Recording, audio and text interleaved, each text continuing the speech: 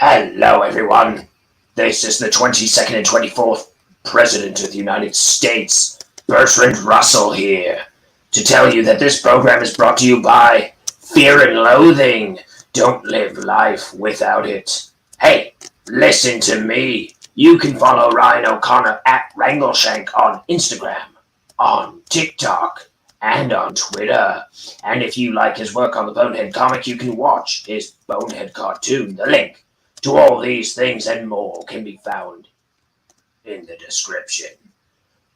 Furthermore, be sure to like, share, and subscribe to all things Wrangleshank and all things Ink the Book. Thank you.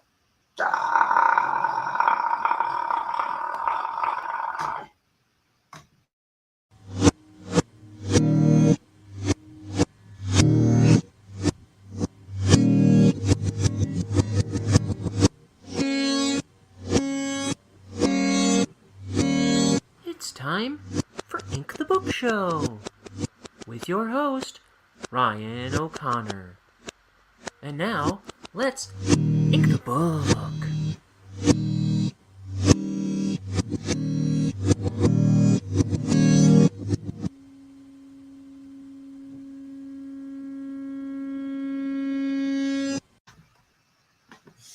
Hello, everybody.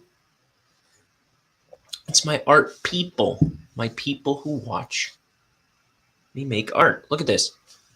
I've been inking with a bummed hand for the past couple days. I think I'm done with the Band-Aid though. I haven't been drawing with the Band-Aid. That's when I've been taking it off the past couple days, but I'm just gonna let it heal all gnarly looking.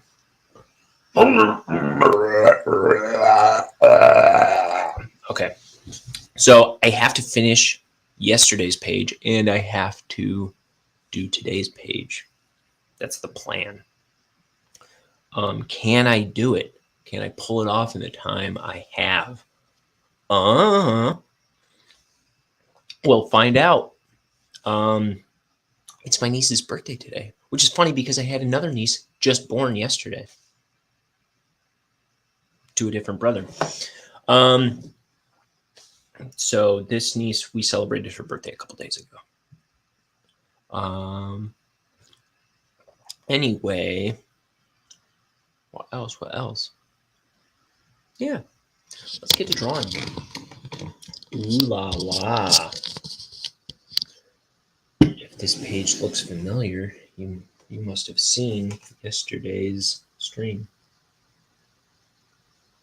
Also, yesterday I was finally able to repost to YouTube the episode that got blocked. It put it to me as a worldwide block, is what it said. And just funny, I clicked on the blocked one today, and I can watch it still. I can click on it and watch it still. So I was like, have I been lying to everybody? But no, it is not available to the public. But I did repost it. I cut out the offending part, which is that it included some kind of Gorillaz recording where the Gorillaz characters were talking, because the band is cartoon characters. They were just talking, and I played it on my YouTube channel earlier this week, but the video got banned on YouTube, but nowhere else that I stream, interestingly enough. And so I cut out the Gorillaz thing, and I replaced it with some nature footage.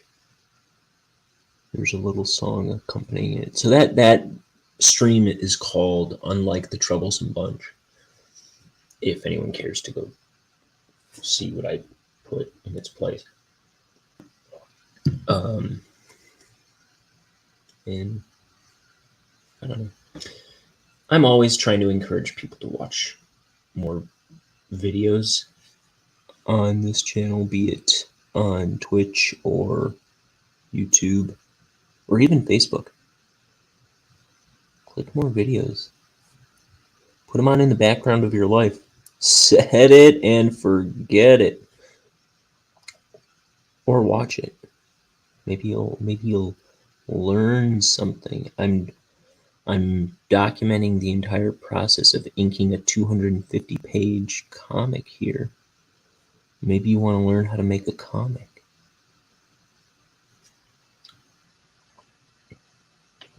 I'm figuring it out as I go.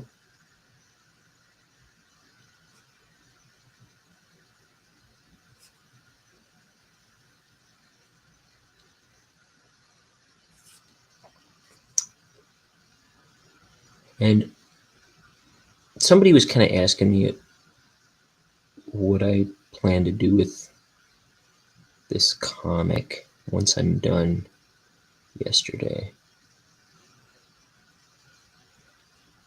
And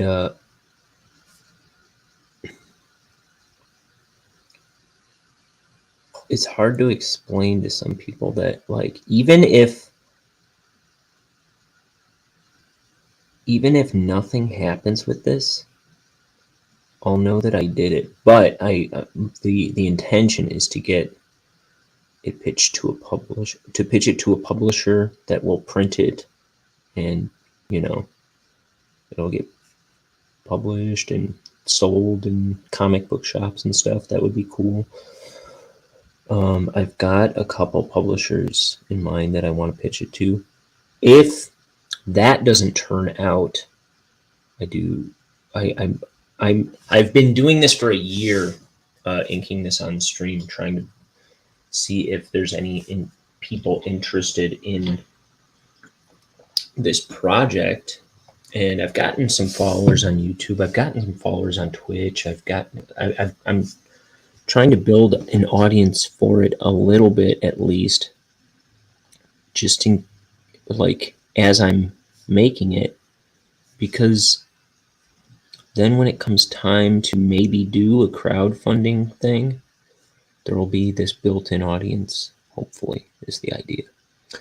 So if it comes to that, I don't ideally want to do crowdfunding because that takes a lot of, like, I would need a lot of people to come in to make that happen. There's a lot of moving parts to a crowdfunding campaign.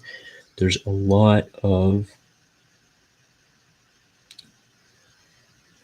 money handling and vendor handling, and it doesn't sound too fun to me.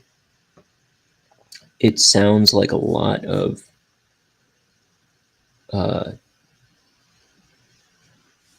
time I would have to put into a lot of different things that I've never done before, which I'm not so afraid of, like learning new things and doing new things, but it's just with a full-time job that isn't comics and comic fulfillment, I wonder how I could manage that. Not ruling it out, of course. I'm just saying, ideally, I would find a publisher and they would be interested in doing all the marketing and printing and stuff like that. And I could just do more comics.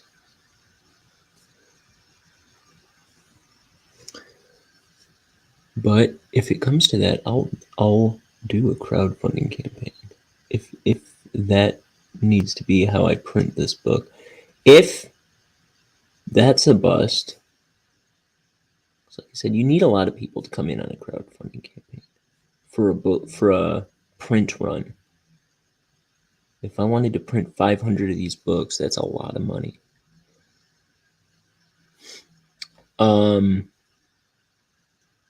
What else was I going to say?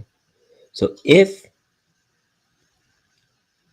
that's a bust, I will do a very small print run and print a bunch for my family and myself and be happy. And I can do that out of pocket probably. It would be an expensive out of pocket probably, but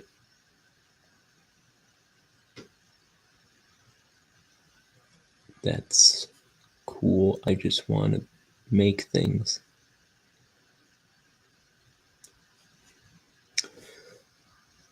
Because this is not, making this comic is not my job. This is like, heretofore, it's my hobby. Hey, look! Liam, you dummy! You gotta get in here. The audience misses you.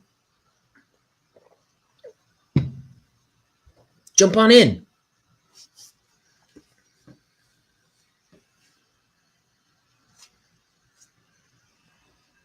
That's Liam on the Namjust YouTube.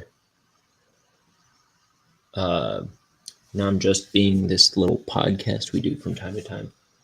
We're talking about all kinds of like things that we could do on that show when we come back. And last night I was trying to come up with all kinds of interesting things I could do on this show. And I had all kinds of ideas. I'm trying to figure out ways to keep this interesting and fresh and fun. And like, because this is kind of like just a job. And I spend so much of my free time at this desk just inking and drawing.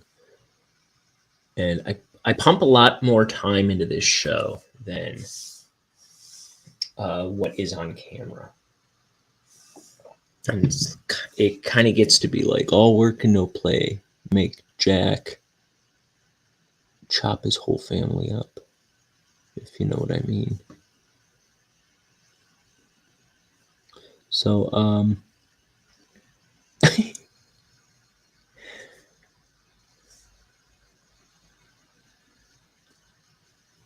so I'm always just looking for ways to entertain myself while I'm doing this. And I was coming up with all kinds of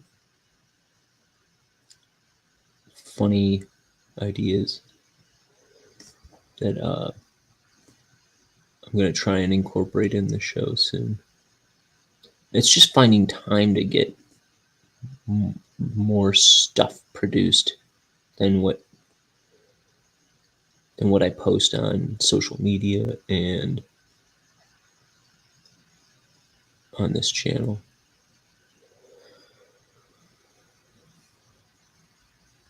Boy, I wonder if Liam says Namjust Twitch. Namjust Twitch. Oh, you're on Twitch, not StreamYard. Get in here, you dingus. Just open another tab on your internet. And then let me see. I'm going to send you the link again.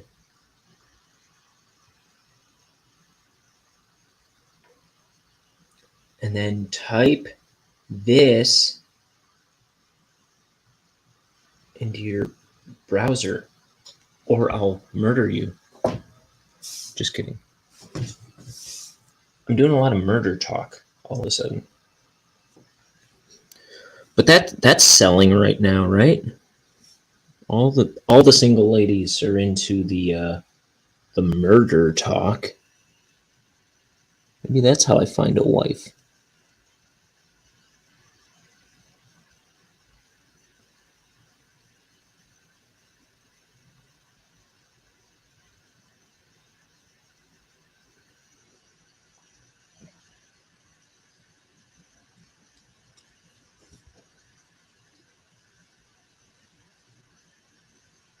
This is like a recycling bin. This is like a shorthand for, like, it almost looks like a recycling symbol.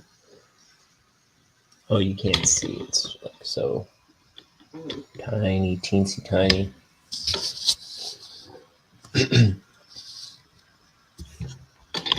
Okay, I can't be that close to the page. That's where my brush goes.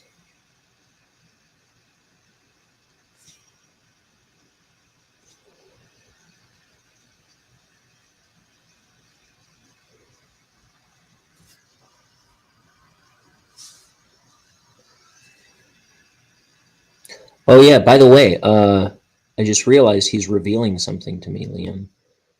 Uh, he, because Namjust was always on YouTube. He's on Twitch. He just started Twitch for Namjust. I missed the reveal. I've talked about how I'm like the least observant visual artist I ever met.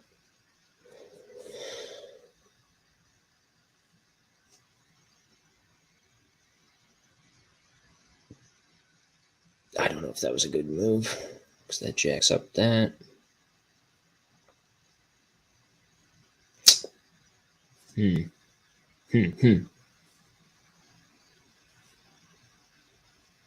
I don't care. I can have a Seussical perspective.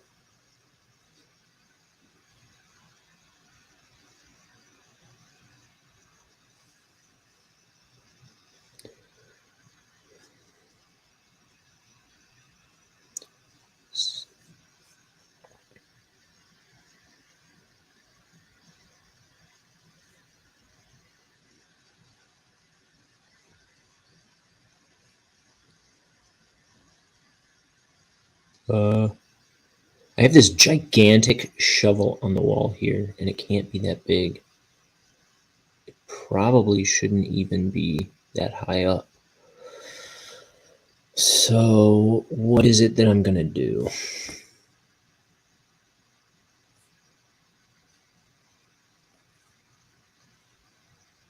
I think I'm just going to stop drawing and start crying. That'll solve my problems. I'm just going to walk away from this book and call it quits. Maybe I wasn't cut out for this.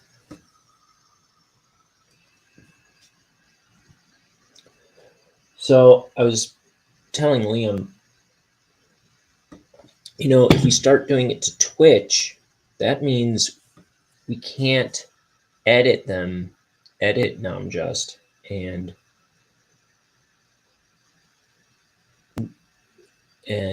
upload it later. That means we have to start tightening our tongues and cutting to the chase and going live and being comfortable with going live. And that makes me nervous with Namjust. I'm live now, but Namjust gets a bit touchier. It deals with touchier subjects generally. So, we're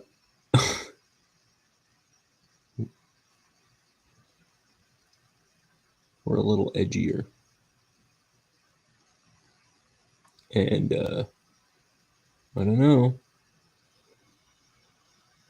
It's kind of like we'd have to watch our mouths without watching our mouths.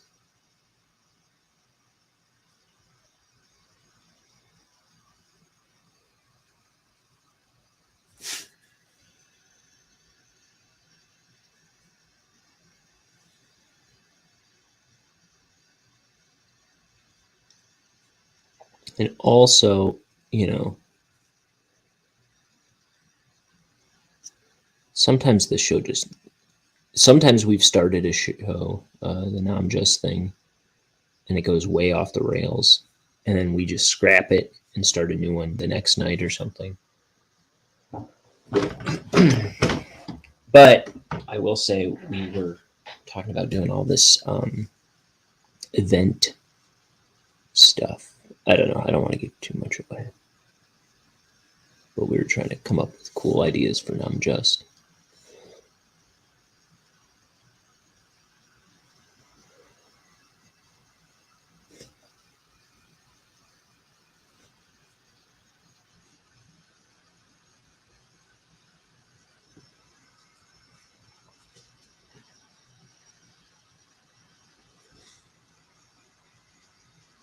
Okay. Woo, woo, woo, woo. That doesn't sound like it's starting up. Okay, that sounds kind of like it's starting up, right?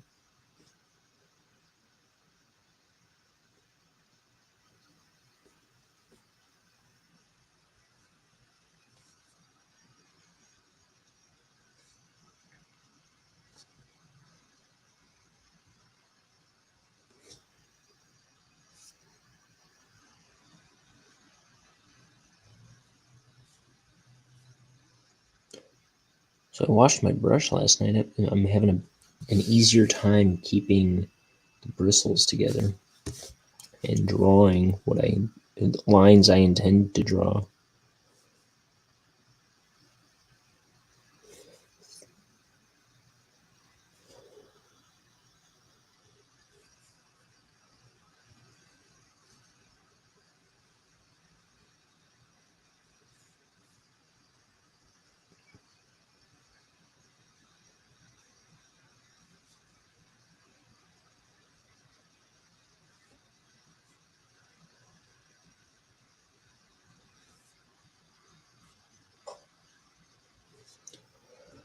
Okay, I think Liam's chickening out on us. I think he's a coward.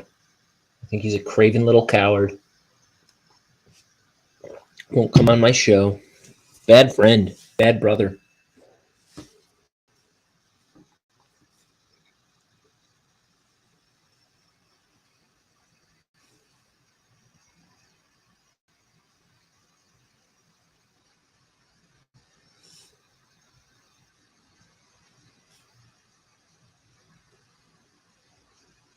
So here's Bonehead, Petunia, and Billy TV. They're in this spaceship and it's taken off out of this garage.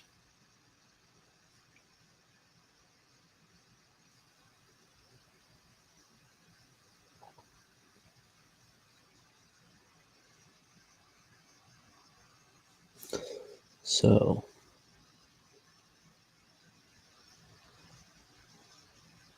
this book is almost done being inked. I'm gonna hit the very back of the book on the 11th if I do a page a day till then.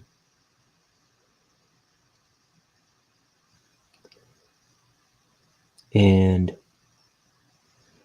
you know, I ink all of this book live. Every bit of it's saved. What do you call it? It's archived on my YouTube channel.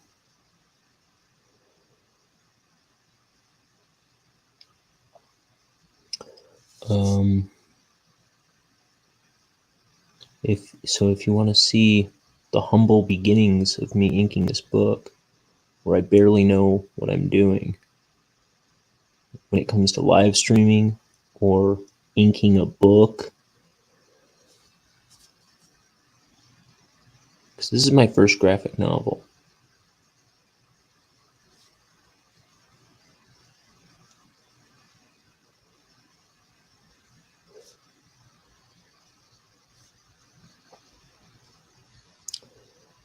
Well, I should say I'll hit the last page on the 11th, but then I have to start a new scene.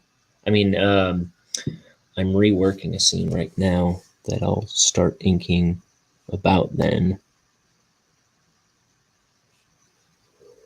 I'm reworking the scene before this last batch of pages because of a continuity error that I noticed earlier in the book. So I rewrote a scene toward the end to make it a little more comfy. And then there was a bunch of stuff I wanted to add. So what's going on there?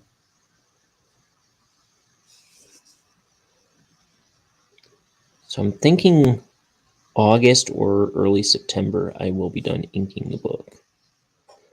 Which is not to say that's the end of Ink the Book Show.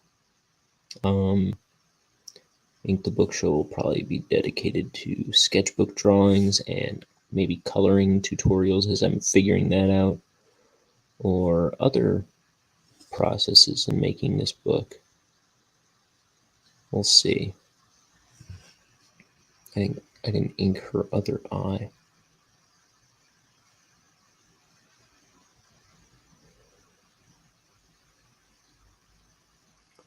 So this is, let's see, this is his chair back here. And then she's wearing this dress.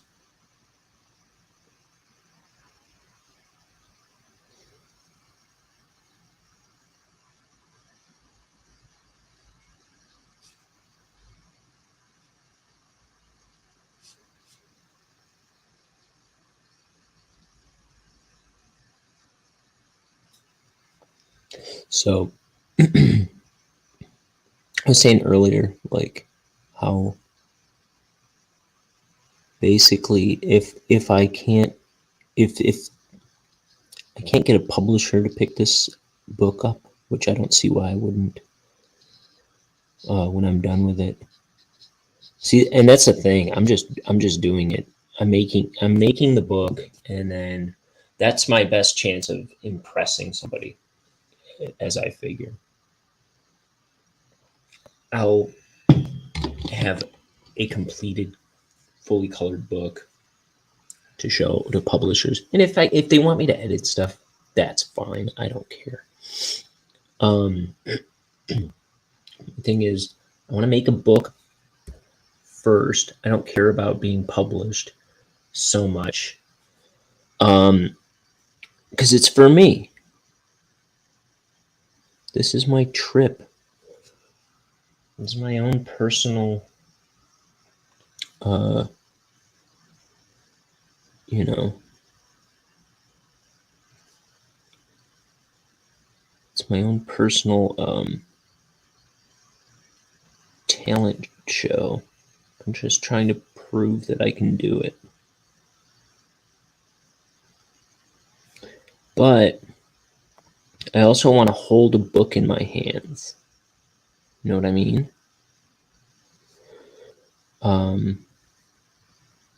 Because I always want to make stuff that I like. Like when I hear a really great rock album, I'm like, I want to do that. Well, I don't play instruments, and I can barely sing anymore. But I can write songs. And as long as I can write songs, I think it makes me want to make music. So I want to make an album. I want to make like action figures. I don't know how that's ever going to happen. I know nothing about how I can bring that to life.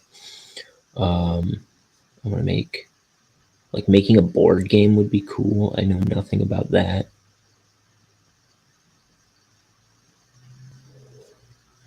But I want to make. I like making stuff I like. I want to make a movie that I would do, and you can just film that on your iPhone. You know, get some good microphones and cobble that together in After Effects. I don't know. I really want to make a movie, and I want to make. Something tells me I want to make a movie starring Liam.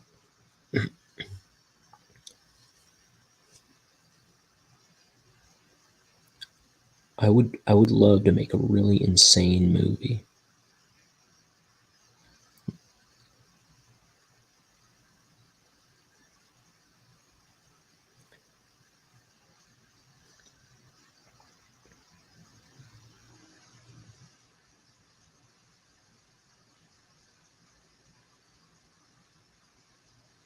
Get all my my buddies who went to art school with me to, or my friends from the art academy in high school, get them all in on doing it with me, making props and stuff. That'd be cool. Crimson, you're back. How are you? The book. So I'm still reworking the scene previous to this, where I'm drawing the pages, or I'm thumbnailing pages and trying to draw them out. So I don't know how long that scene's going to be yet.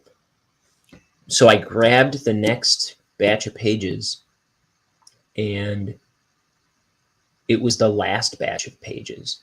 So I'm almost done. I think by the 11th, if I do a page a day, and actually I have to finish, this is yesterday's page. I have to finish this page and then do this page. I have about 3 hours to do that. The Discord link and group thing below is invalid. You need to make sure you edit the link to never expire. Okay, I gotta figure that out. The Discord link, I thought I did that though. The Discord link in the group link thing. Okay, I'll look into that. I thought you were saying something else for a second. But yeah, by the 11th, I should finish the very final pages of the book, and then I'll start inking this redone scene, and then I'll be done whenever I finish that. So I'm thinking end of August, early September, the book will be inked. You said you're okay? I am doing well.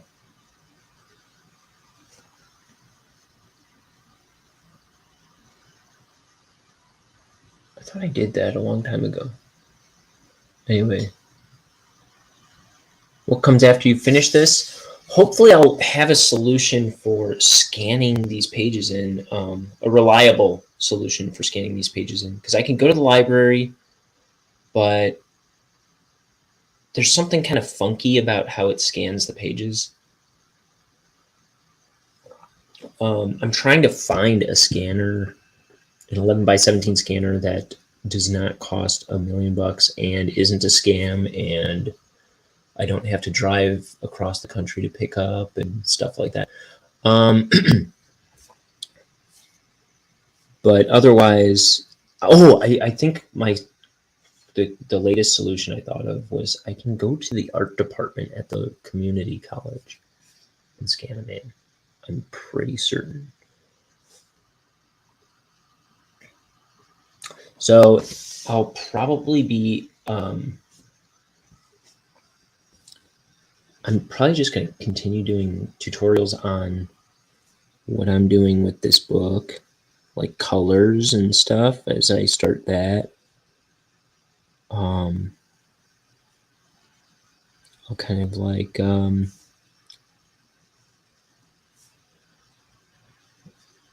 continue problem solving this book on streams, kind of explain like just that I came up with a solution for how I'm going to scan this book.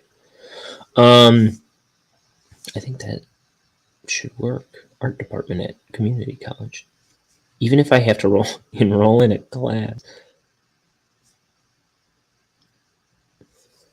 though my sister goes there right now.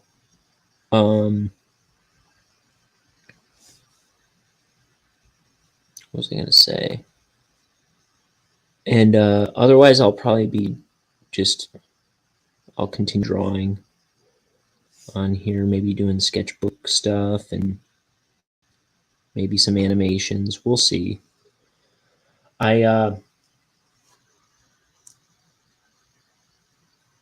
got other things I want to work into this that I'm trying to plan and make time for.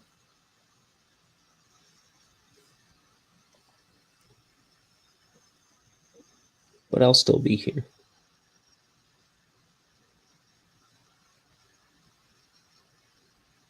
And eventually, I'll link another book.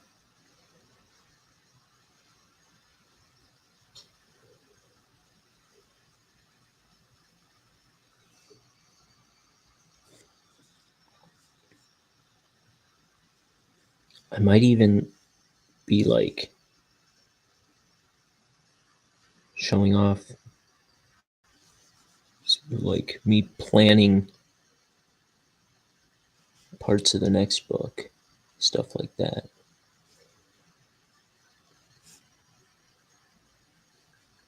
whatever I'm working on, that's what's going to be on this channel.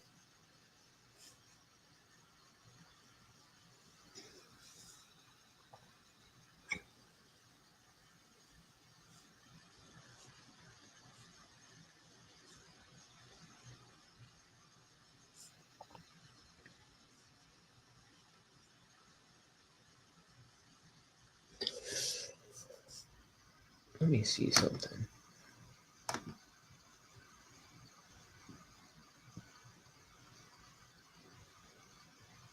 I'm just clicking the Discord link on my laptop. I don't know what Discord even looks like on a laptop, if that even works. I see. Okay. We'll fix it. Thank you for that.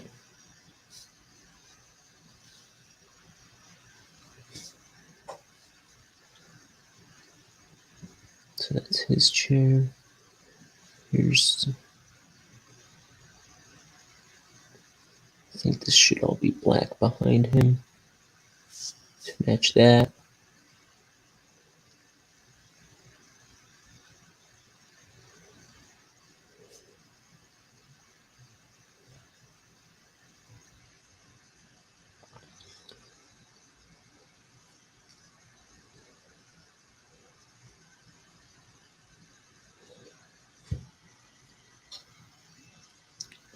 So they're taking off.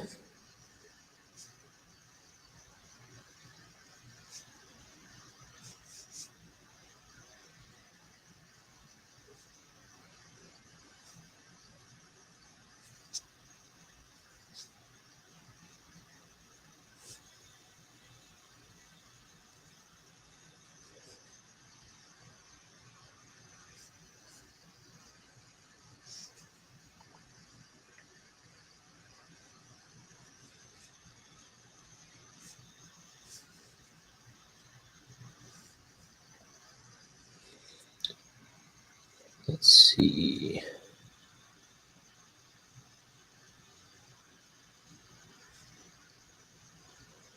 Fill in this window. And there's this little... This is kind of like rudders or something. These little fins back here. There's 3 of them.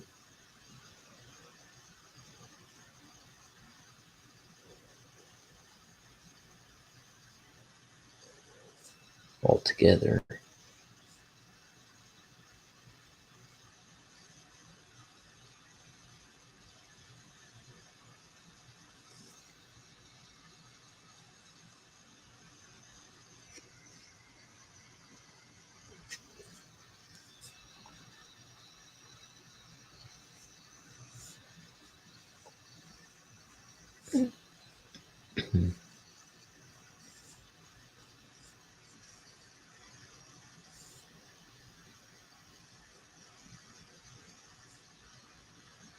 So here he is, streaming out of this garage. Oh, Crimson, my new niece was born yesterday. I didn't think she was going to be around for like another week or so. My brother Jimmy just had his first girl. He has 3 boys now. He's got a girl. You ask how my dad's doing? He's doing good. What's his deal? He's been looking to get his second knee replacement scheduled, and they had to run some extra tests, I guess, because of his heart thing that he just had. And then they were like, "Oh yeah, before we can do your other knee surgery, we're gonna have to replace your hip." So they're just looking to carve him up. So he's just going to be like, he's going to be a brand new car by the end of everything. Thank you for the congrats. So I don't know. My mom and I haven't heard my dad talk about it so much, but my mom's like livid about it.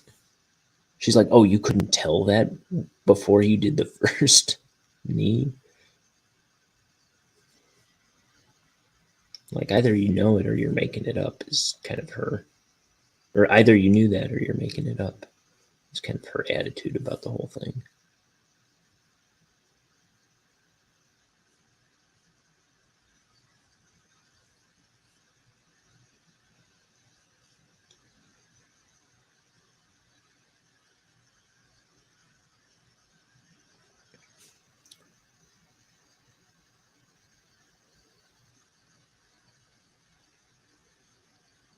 My mom is the kind of person who doesn't trust doctors lightly, which is kind of tough.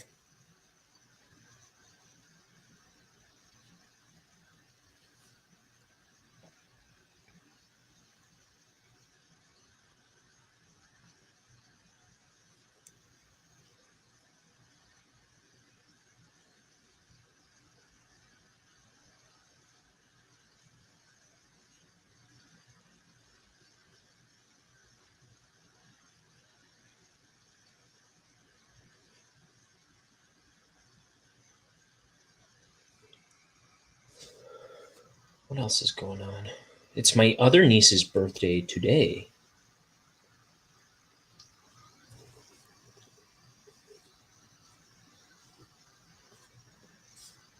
And we celebrated her birthday, on Saturday?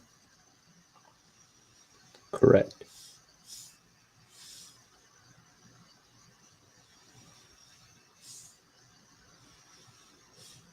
This is some kind of house.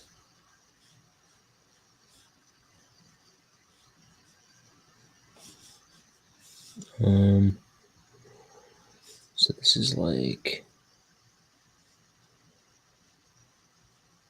a baseboard type thing.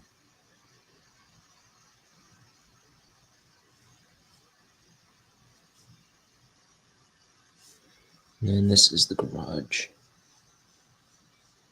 door. There's the front or the bottom edge of the door sticking out straight because the door is retracted. And this is like the handle at the bottom that you lift up from the outside.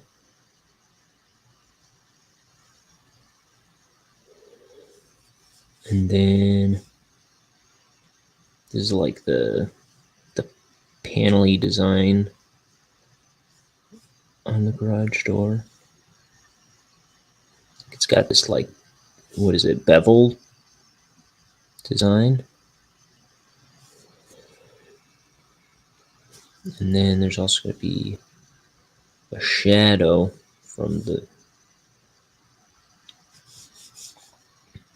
edge onto the door.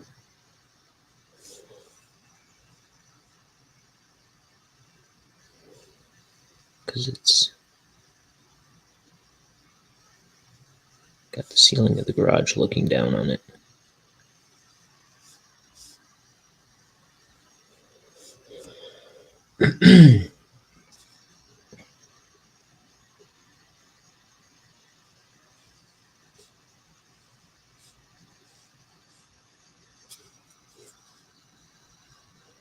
I was excited to see my guy, Doug Tenaple, the comic book artist that kind of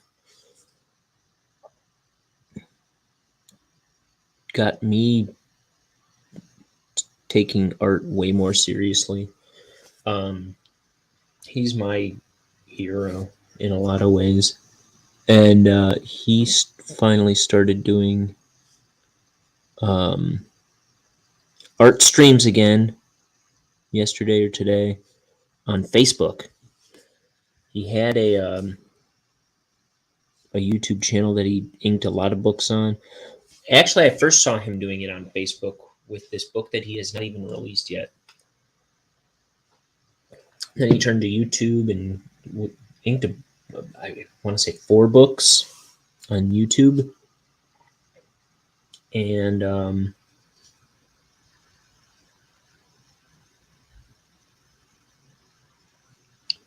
then he got banned because he's got such a loud mouth. Very conservative Christian. And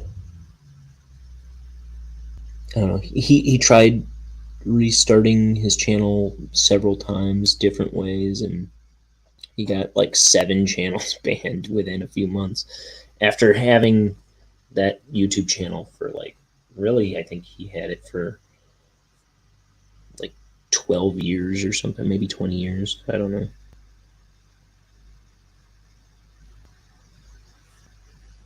But then he kept starting new ones, and they were all getting banned like immediately. But so now, then he was doing NFTs for the longest time, and I was like, I don't care about no NFTs. I don't even understand what an NFT is. And then, but now he's finally doing art streams again, it looks like, because he's trying to get into start doing his Bigfoot Bill 3.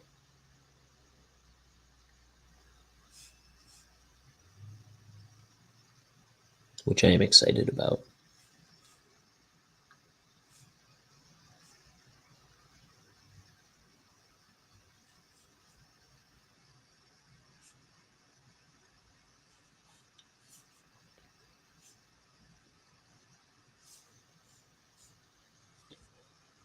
Why banned? Just he was a big Trump supporter. I don't know, like he's very against abortion. He's got a lot of controversial opinions, and they just get him in trouble sometimes. But I think he's a very smart guy.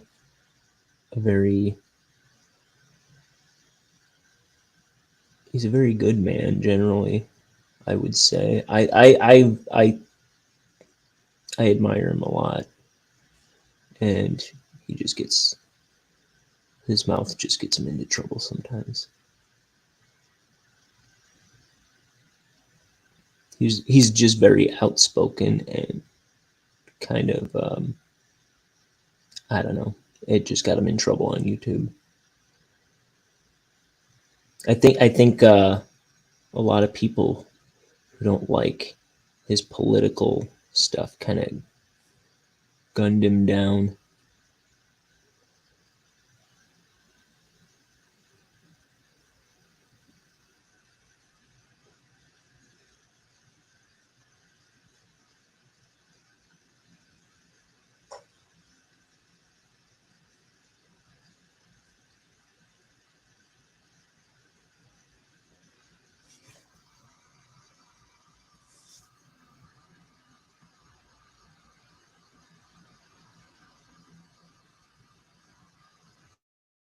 Sure.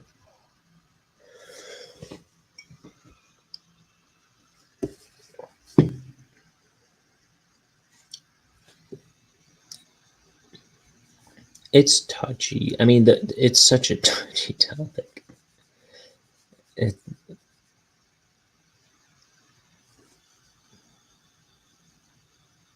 It's like I can see that getting just that subject alone getting you demolished.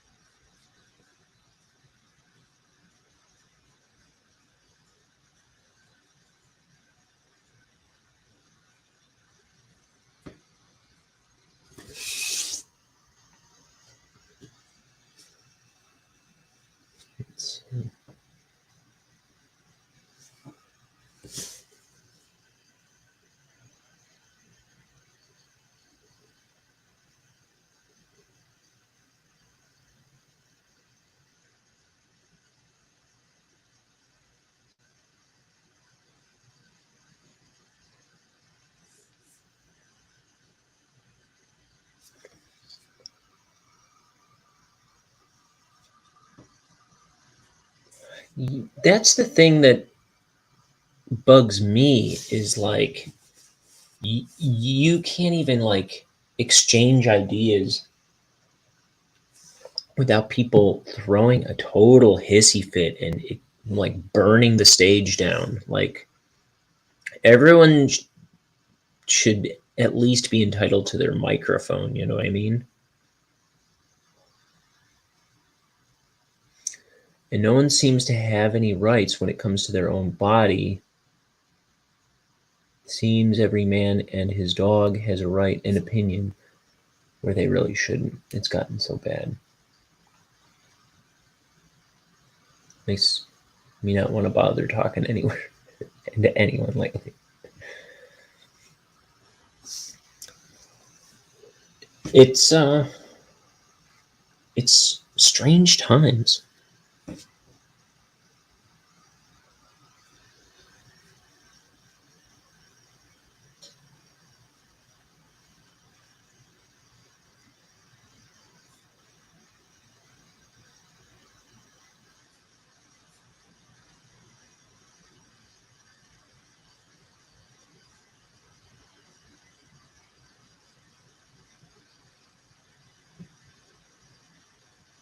Gotta figure out how to draw these guys.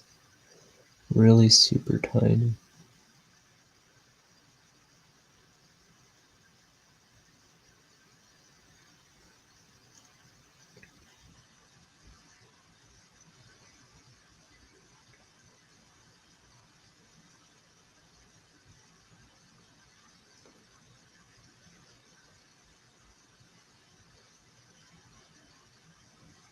I think that's as detailed as that's gonna get.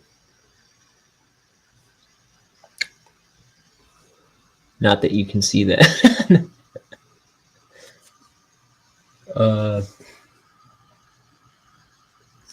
Free speech isn't a thing anymore. Everything is copyrighted, threats of bans, and yeah. Like, what's the point?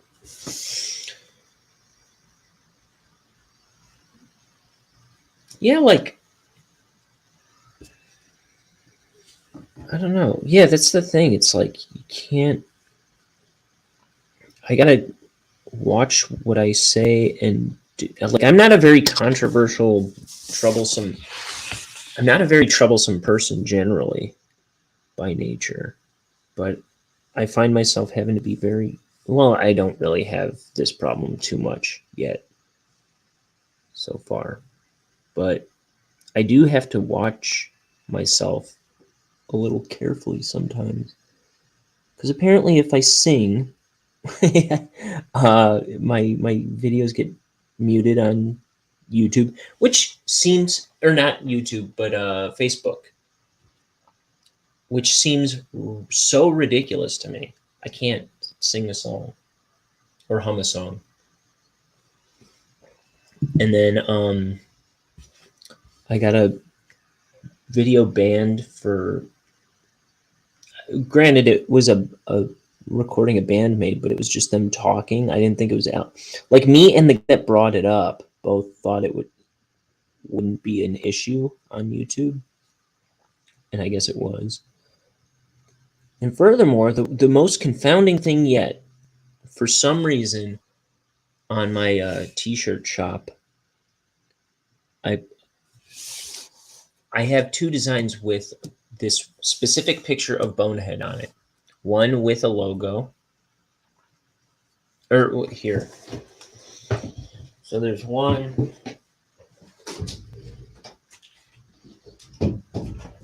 Wrong one.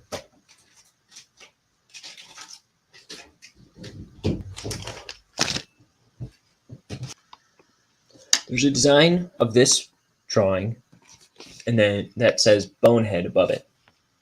That one's still up, but then there's one with just this that was removed from TeePublic, and I don't for the life of me know why.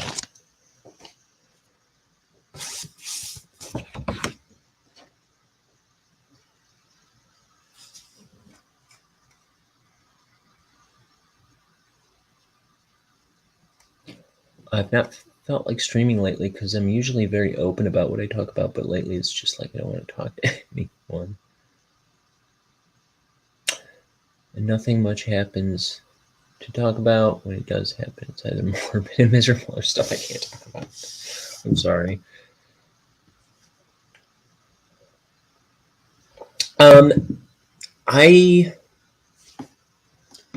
I was wondering if maybe it was just a misunderstanding. I was thinking about just re-uploading it.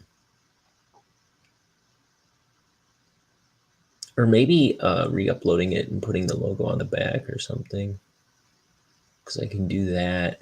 And it'd be a little better to have the logo on the back to say what it is, kind of. So I might do that. And if they give me a problem again about it, I'll email them. I'll see. I think that's what I'm gonna do though, because I think it'd be better to have the logo on the back anyway. If I'm gonna, better than just having just a character with no indication of what it is. Because I have a Mort one up. Mort being Bonehead's little devil buddy. And it says, Mort, you devil. And then I put the Bonehead logo on the back of that one. So I think I might do it more to match that one. Or I could, there's also I want to do one that says, get a life Bonehead on the front. Kind of to go along with the Mort, you devil. But let's see, I can't say why I left Discord for a while, or why I've been in social hiding. People don't know and won't understand and just think poorly of me instead. Yeah. I'm sorry.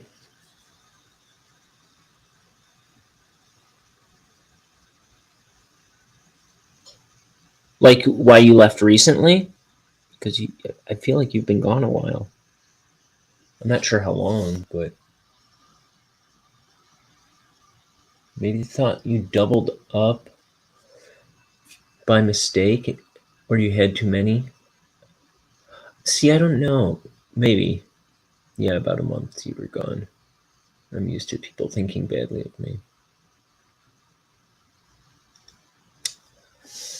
Well, you're good people as far as I'm concerned. As far as I'm aware. No, you're good people.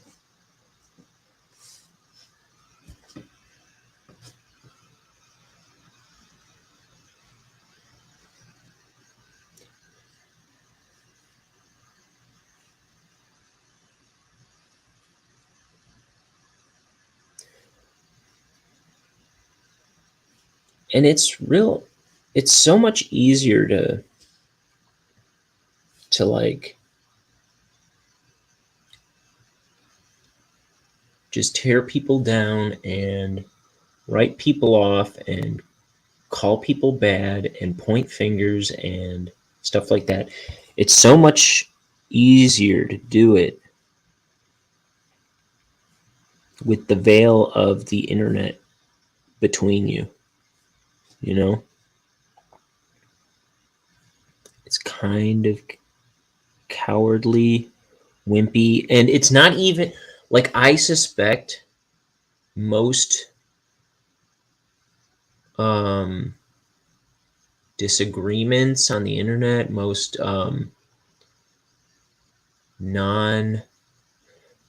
most confrontations on the internet, I think if they were face to face, they would be settled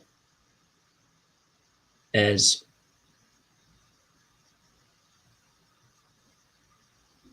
like so much more easily if we were having these disputes face to face. I think people are addicted to like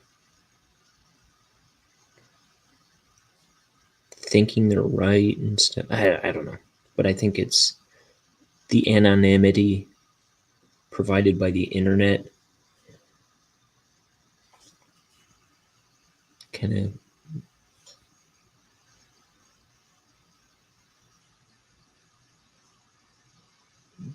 lets us feel like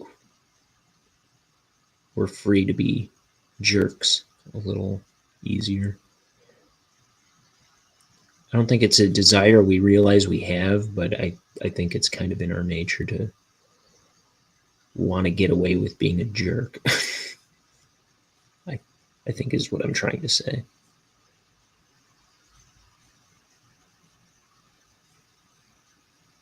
Sometimes I have a hard time articulating myself, especially when I'm trying to make points, and then I like lose my train of thought real easily. I think it's like a defense mechanism I've built up in my head. I kind of peter out with what I'm trying to say, so I don't sound stupid. But then that just makes me sound stupid.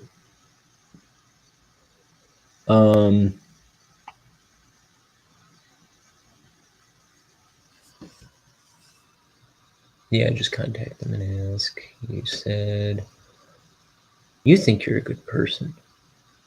You like to think you're a good person. At least trying to do your best, what you go through on the daily.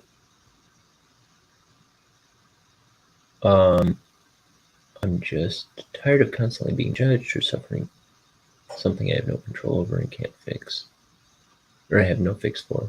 I leave so I don't burden people. I deal with things. Understanding or accepting and supporting. Just get called bad friend. Well, that's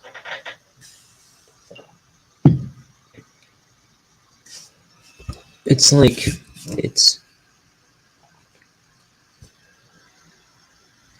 it's no small like, first of all, just being around all the time, like just being on this channel all the time, making time for this channel all the time is really tough. And I don't know, it's like when you have personal problems going on top of that,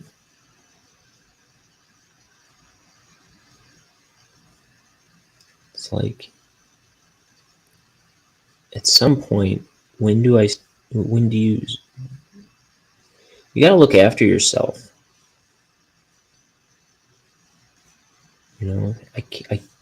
It's hard to always, and you sound like you have a whole mess of personal stuff that you kind of need to deal with and attend to. Like you're changing medications and stuff like that, and that is I've known a lot of people who like have to adjust their medication all the time for for seizures and stuff, and it's like or depression even, and that can really mess with you and be exhausting and stuff, and mentally and physically taxing on a person from what I've seen. And it can just be depressing in and of itself to just like, it just never seems like you're settled figuring out how to, what you need to be taking every day just to not be depressed and happy and healthy at the same time. Like I've had friends who have like, they think they're on the right strain of medication or the right combination of medication for like years, and then they're like, oh no, this is actually messing me up in this way, time to change it again. And then you think everything's going good, and then you got to switch it up again. Man, I am so thankful that I I'm at least healthy enough where I'm not on any medications. Because, first of all, when I try to take like vitamins or supplements every day, I'm terrible at it no matter how, you know.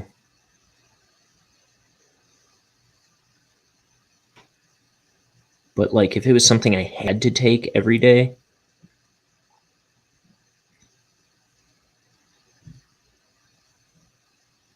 and I don't know. I just feel for those people.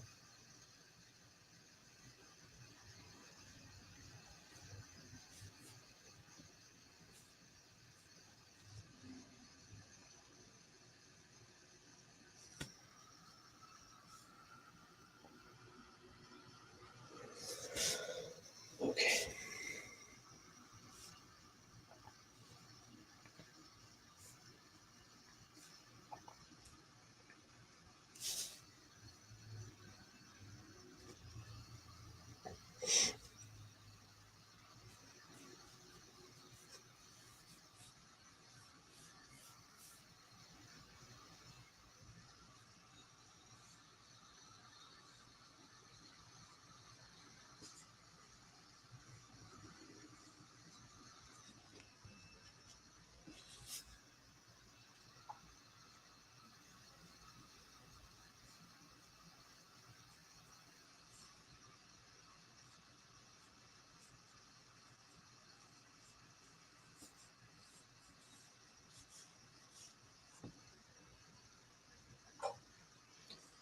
Let's see. This is going to be the most time consuming part of this page, I think. Filling in all the black and doing the stars. I could just do it all black and then add the stars in later, which is what I should do. But I never seem to do that.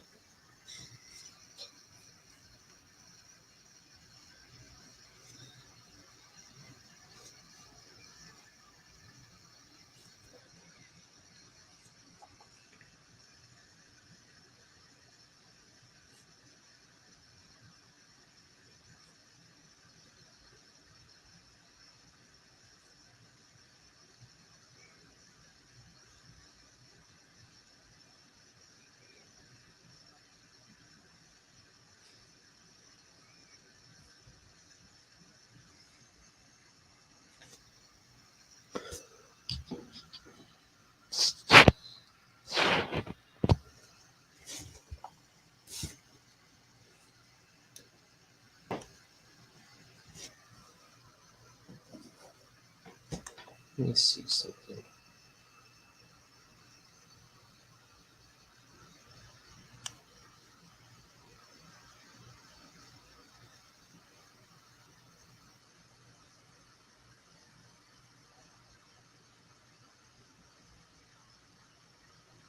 So my nephews are over at my parents' house while my brother Jimmy and his fiance are at the hospital with the baby. I assume they're still at the hospital. But I keep getting picture updates with what they're up to with my parents. I just saw pictures of them throwing stuff into a blender. They're making smoothies or something.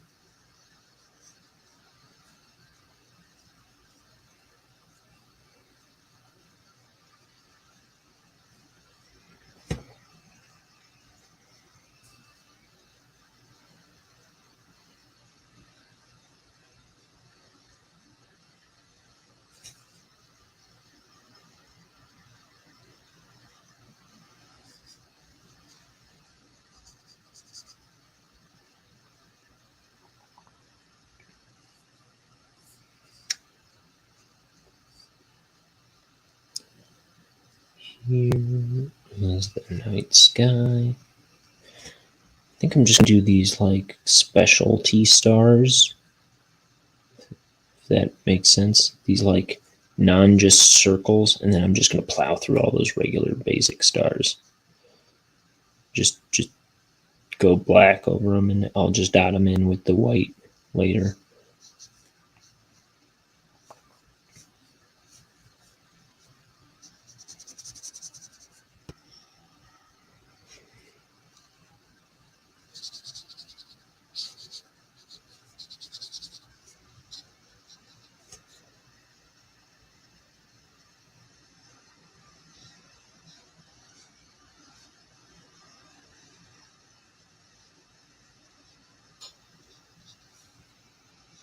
Okay.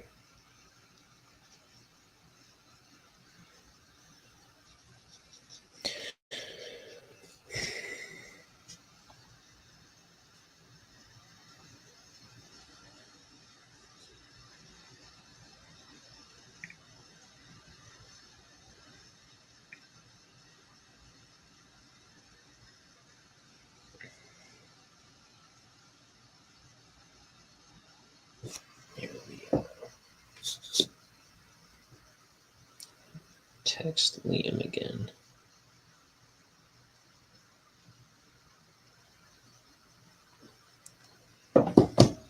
Okay.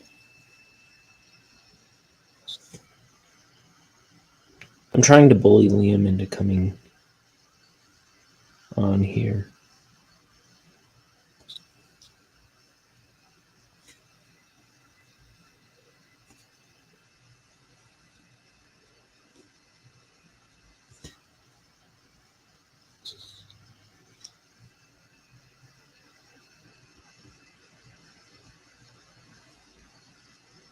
He might be at work or something, though. I don't think he is, though. But what do I know?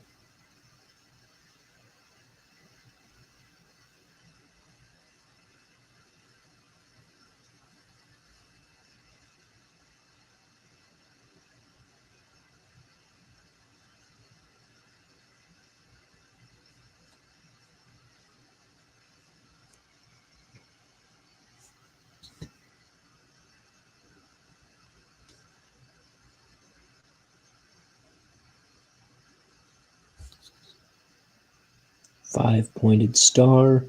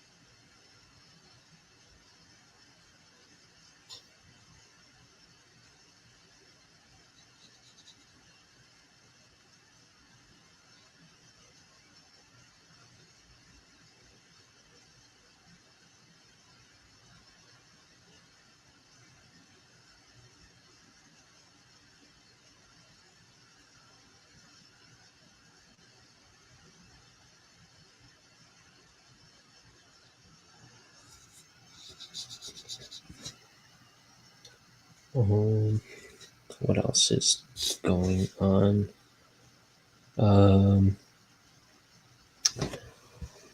I've got a planner again.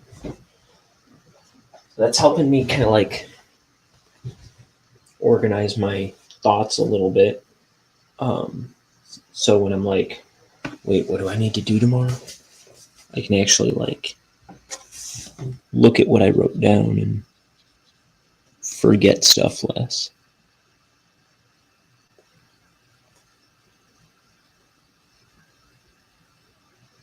Because I don't like when I'm like, I'll be streaming tomorrow. And then I look and I'm like, no, it's physically impossible for me to stream tomorrow. Yet you just told everybody you'd be there. Or something.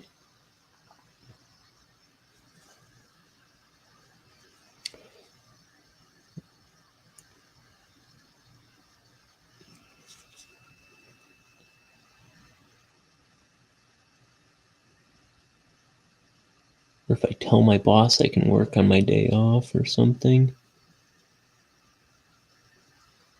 And then I realize I was planning on doing this, that, and the other thing that day. I'm like, oh, well, now I can't do that stuff.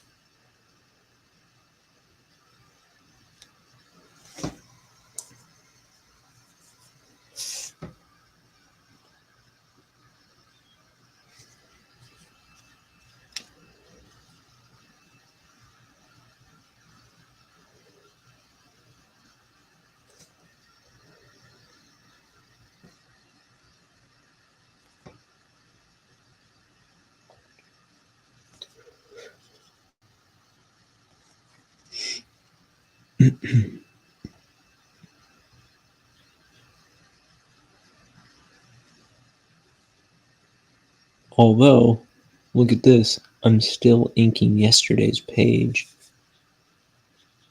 So is it really helping me plan my days? Yeah, I saw this coming, I guess. But now, it's 1 o'clock. I'm going to have to finish inking this page and work the next page really fast if I'm going to finish both.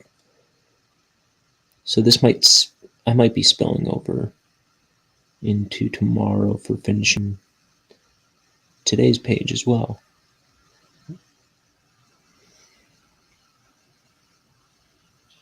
But, que sera. In any case, by Thursday, I should be able to catch up with this plan that my planner is laying out for me.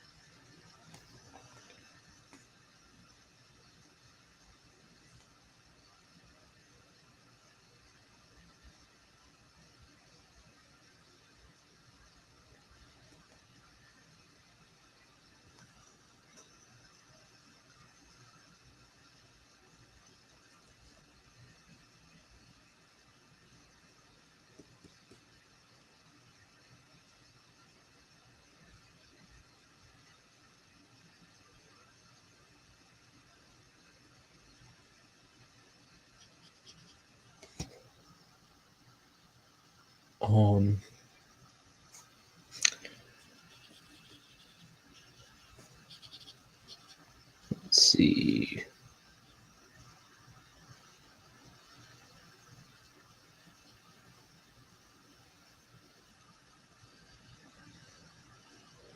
Some of these are kind of not even stars because they didn't get, like, one of the limbs got inked through. But we'll make it work. I saw the new Better Call Saul last night.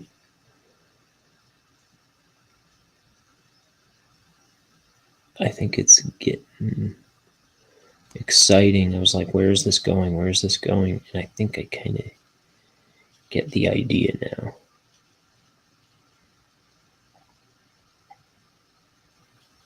I'm still going, where is it going? But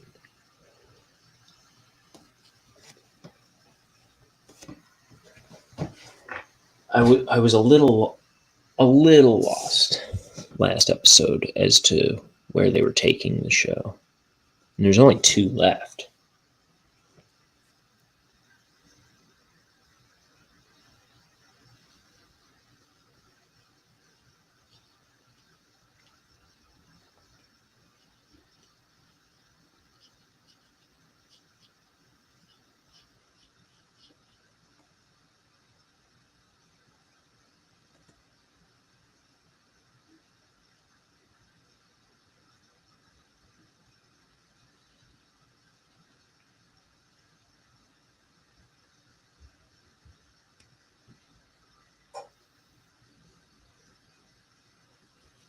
There we go.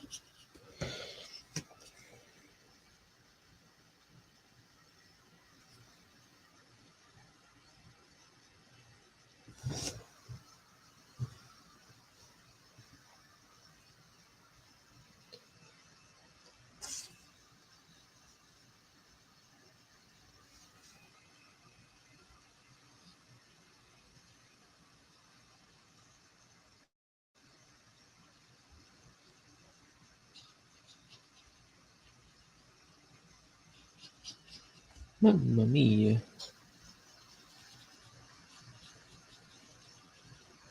Mamma mia.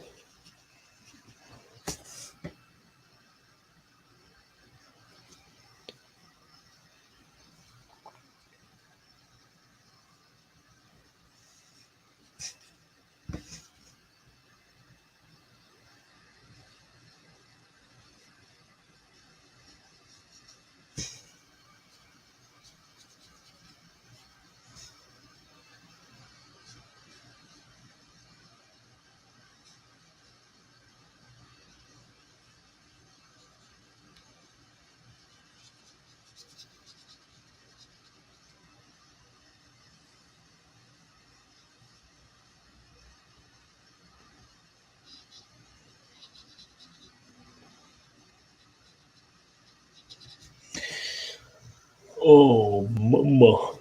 I'm gonna need a new cup of tea and some stuff to talk about. Let me see.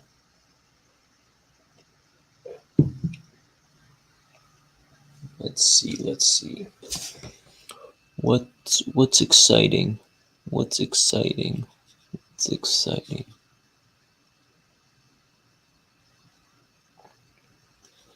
Finale of Better Call Saul's coming up in the next 2 weeks. We've got 2 more episodes.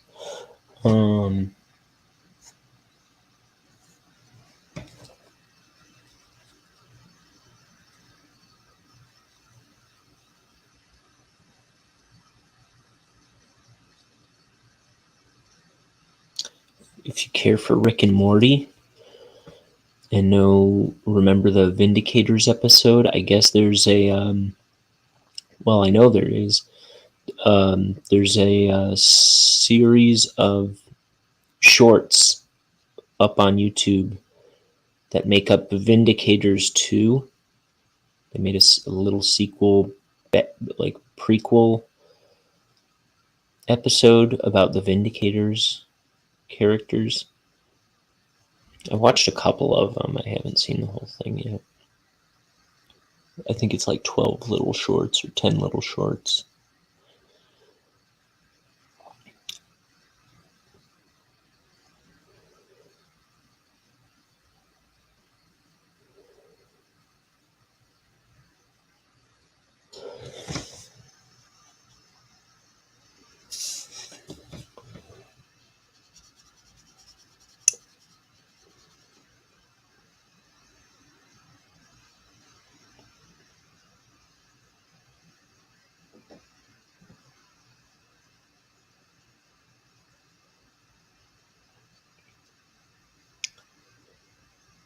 Oops.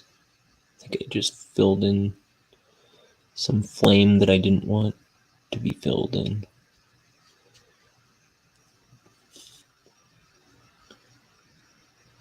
Because I'm a professional.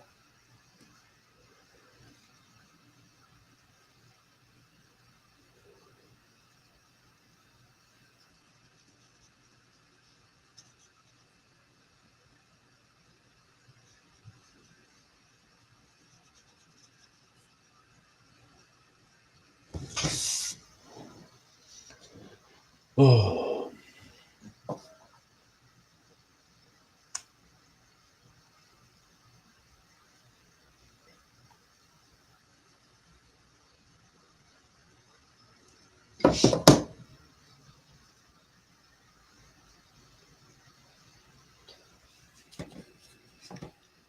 So this is Planet Montana.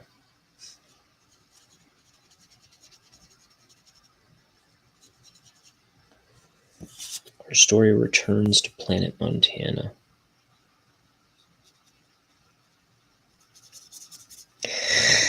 And I just dragged my hand through the ink like a nice guy. Oops. Oops.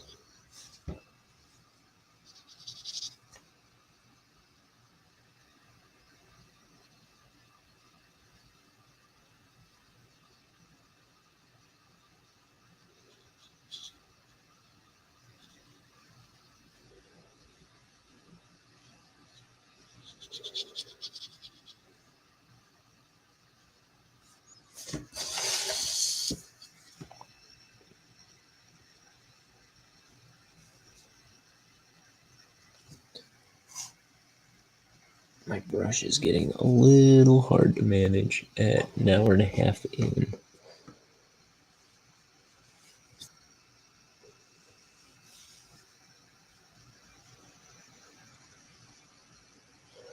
It keeps splitting on me.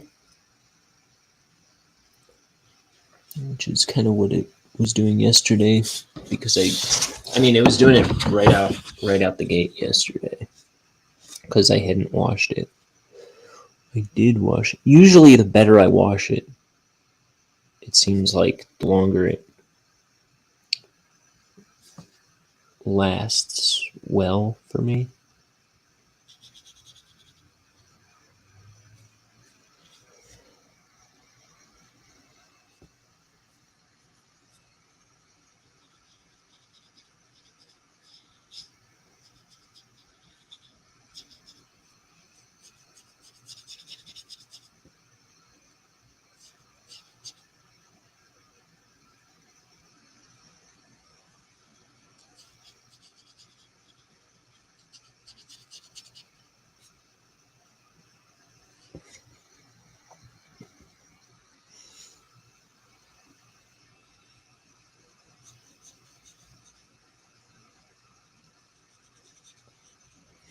Okay. So what's going on here? They're going back. They got this old ship that belonged to Denton Crux, and they're taking this stuff back to Planet Montana. I shouldn't really talk too much about the content of the story right at this point, just because these are the final pages, really.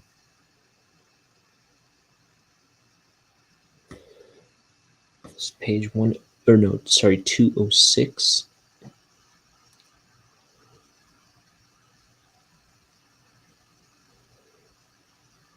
Which is really way more than that.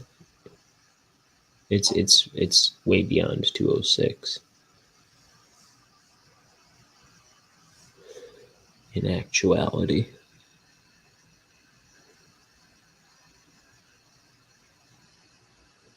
But I'm just going to call the pages what they say they are.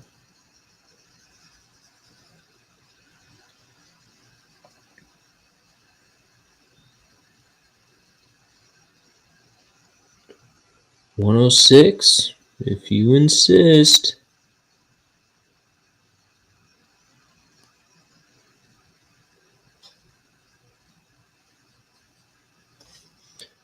So, it's my niece's birthday today. It's my other niece's literal day of birth yesterday. It's also one of my best friend's birthdays yesterday. What else? I felt like there was another thing.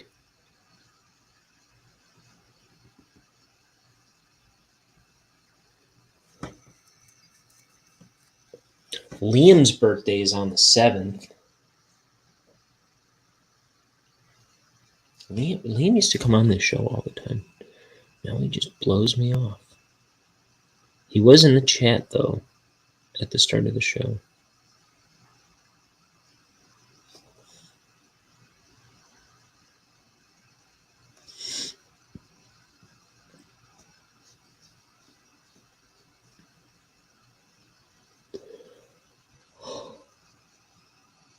Oh, excuse me.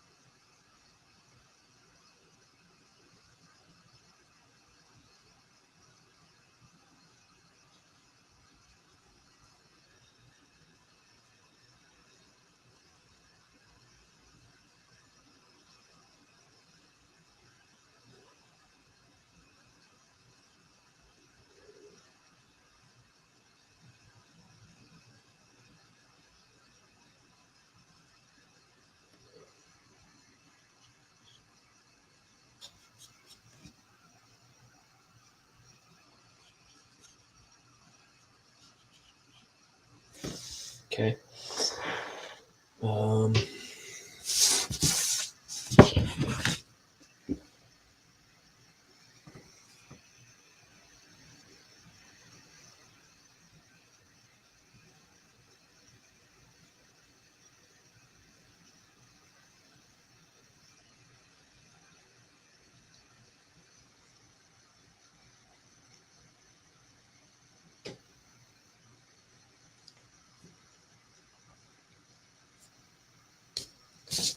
And then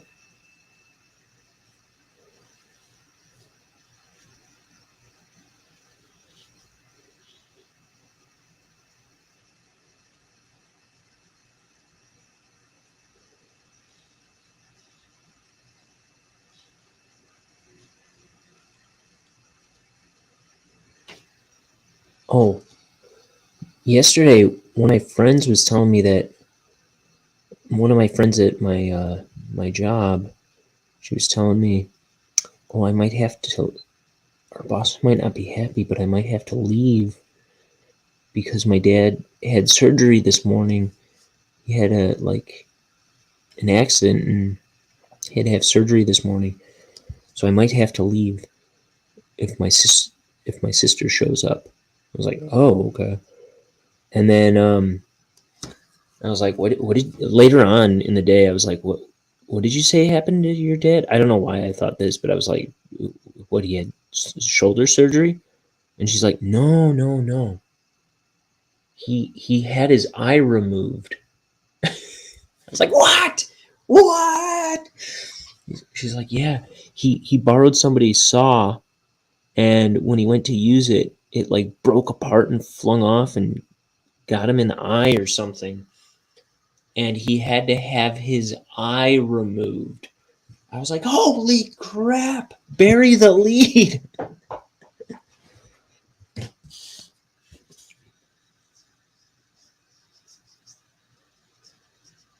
Your dad had his eye removed. I cannot believe it.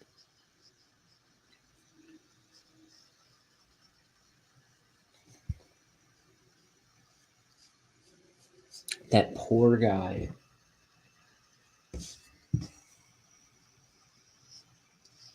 Can you imagine finding out, just like losing your eye?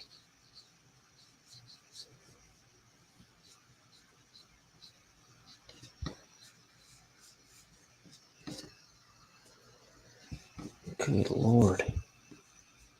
Heavenly Father, thank you for both my eyes.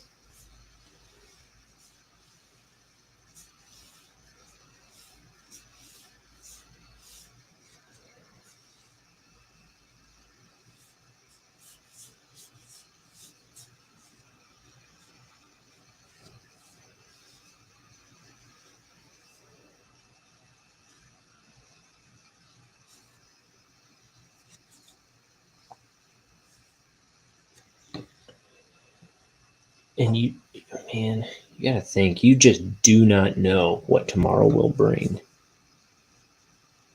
So you have to have some gratitude for what you have. I try to think about how grateful I am for, I try to think of what I have to be thankful for every day. Like, thank goodness for, like, I have access to shelter,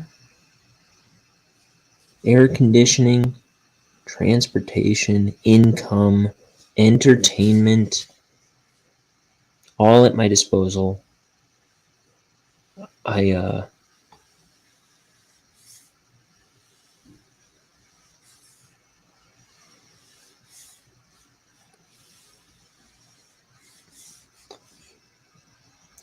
I'm never hungry. I always have food within reach of me. There's fast food places all around. I have a grocery store that's open right down the block. I can pay for it. I get stuff delivered to my house. I have a fridge full of food, pantry full of food. I'm at least blessed that way. I don't have to love my job, but I get to do what I love every day. And I have a job, I have income, I have plenty going for us, even if it might not seem like it sometimes.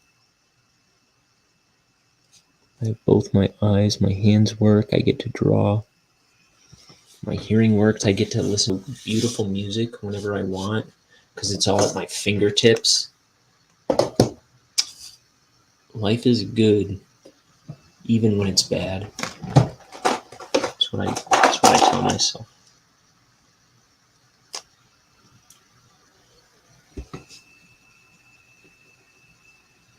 God is good to me. My blessings are innumerable. It's just good to think about that sometimes. Which I try to go over all the things I have to be thankful for every day.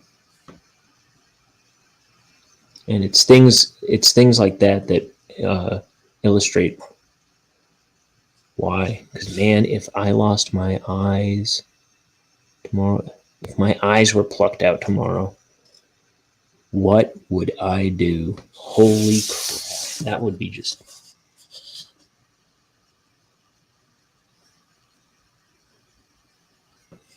I don't know what I would do.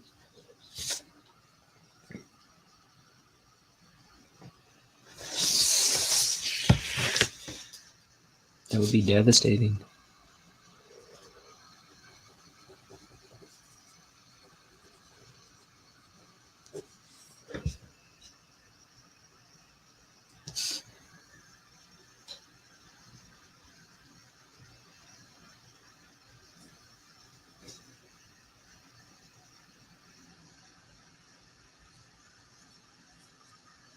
Okay, now we gotta fix this.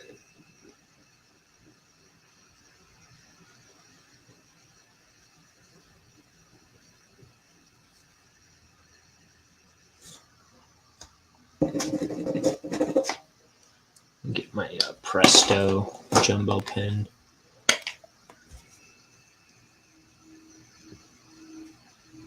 I think this black was actually still wet a little bit. or something.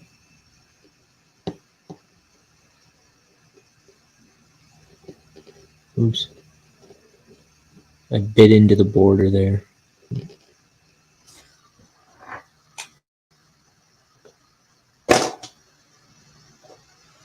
Where's my pen?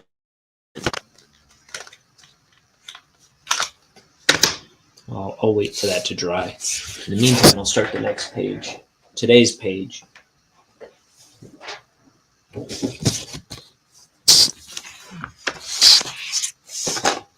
Okay.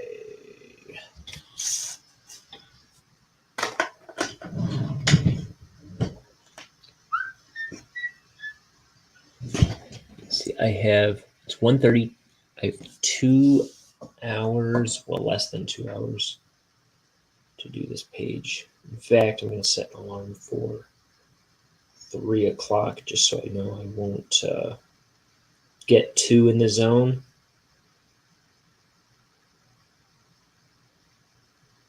Because I got to start wrapping up around 3 o'clock, actually. So, like an hour and a half.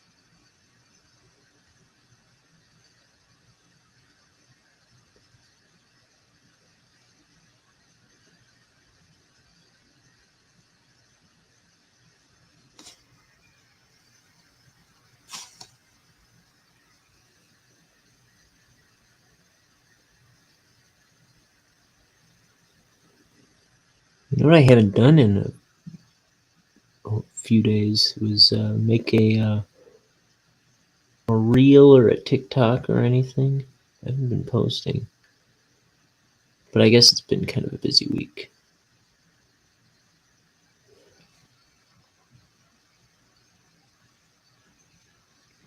So many things to keep up with, including life.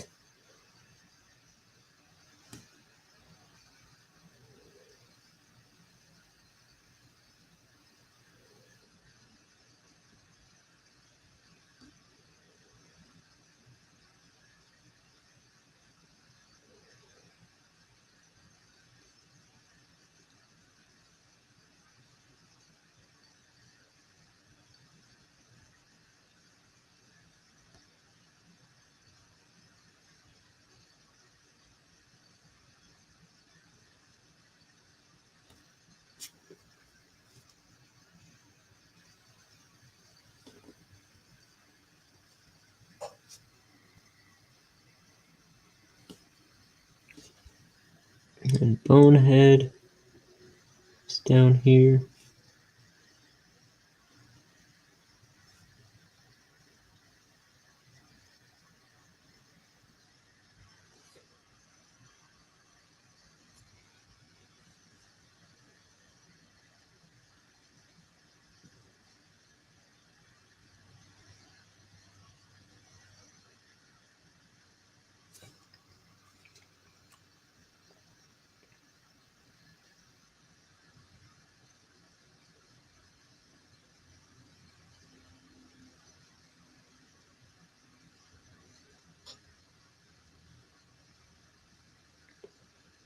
I almost wish Mort was a bigger part of this story, but I didn't, because I really like Mort.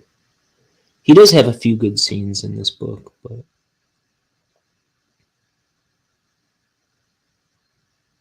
I just always notice he's not in this scene. And it almost feels like he should be, but it didn't quite make sense for him to be here.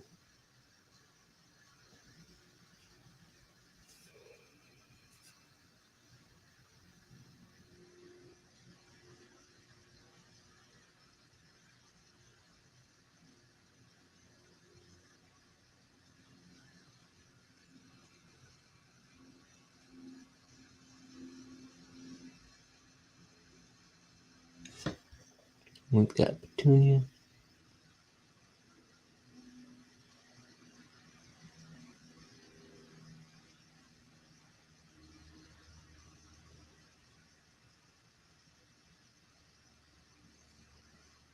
She's got her bow tie.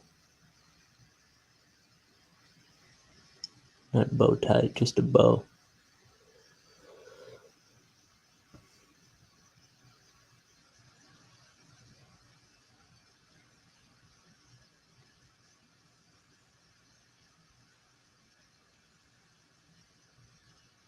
My roommate, I've never seen him wear like a regular tie. He only wears bow ties.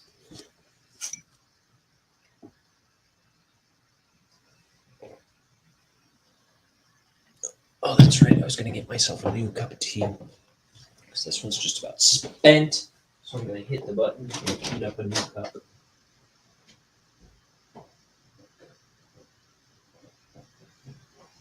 That'll do.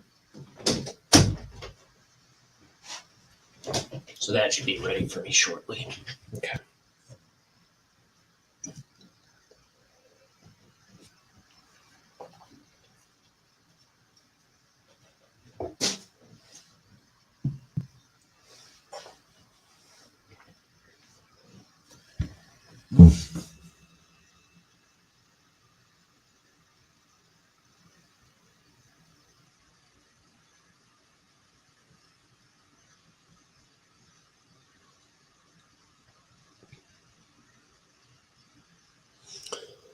So let's see.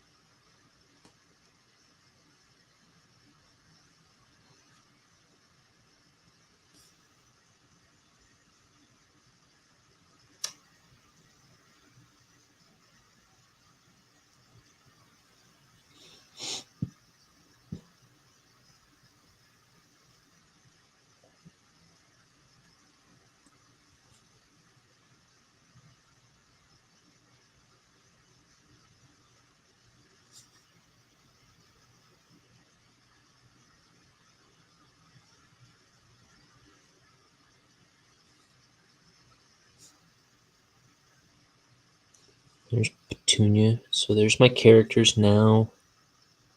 This big old ship behind them.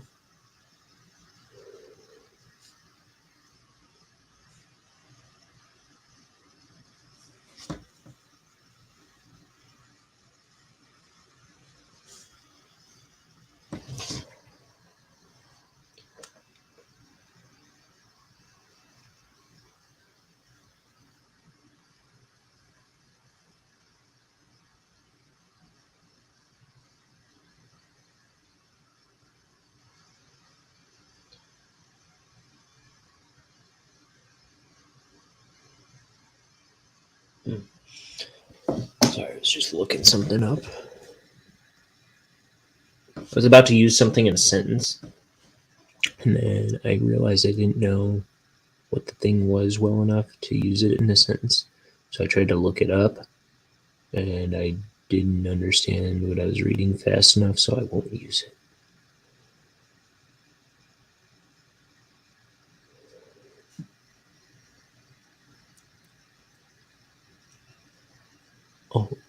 I'll sound too dumb.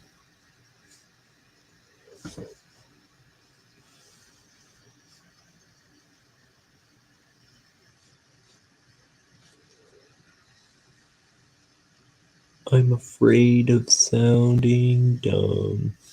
Well, you know what I shouldn't have done then? Start a YouTube channel where I do live streams every day. That was a silly idea, if I'm so afraid of sounding dumb.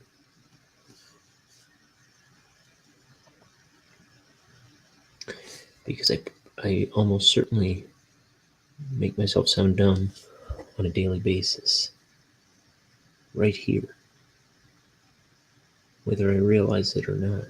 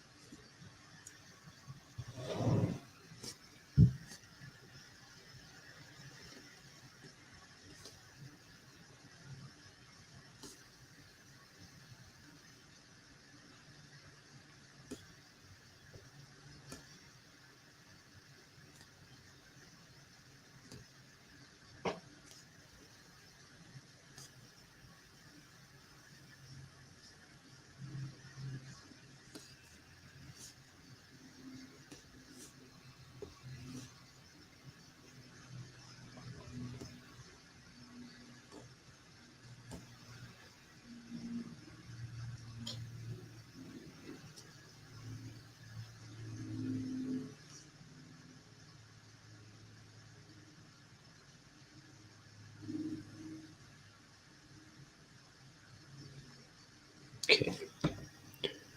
Here's the base of it. It's raised a little bit above the ground.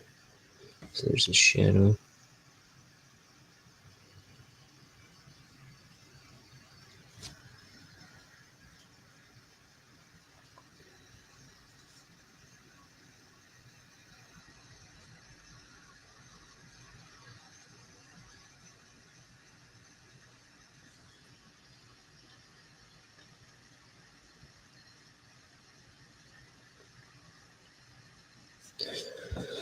So, I showed the original design, the original first pass at the first page of this book that I did a long time ago, where the ship had a different design, and it was just so terrible that I knew I had to redesign it. So, when I tried to design it the second time, so this is the second design of this ship. I think I went in thinking simple, identifiable shapes would work better than the clunky, stupid ship I came up with before this. And the picture I have on hand of the other ship, it's not even the best representation of of the way it was designed before. So I'm not going to bother showing it again, but it was just hard to understand what it was, I think.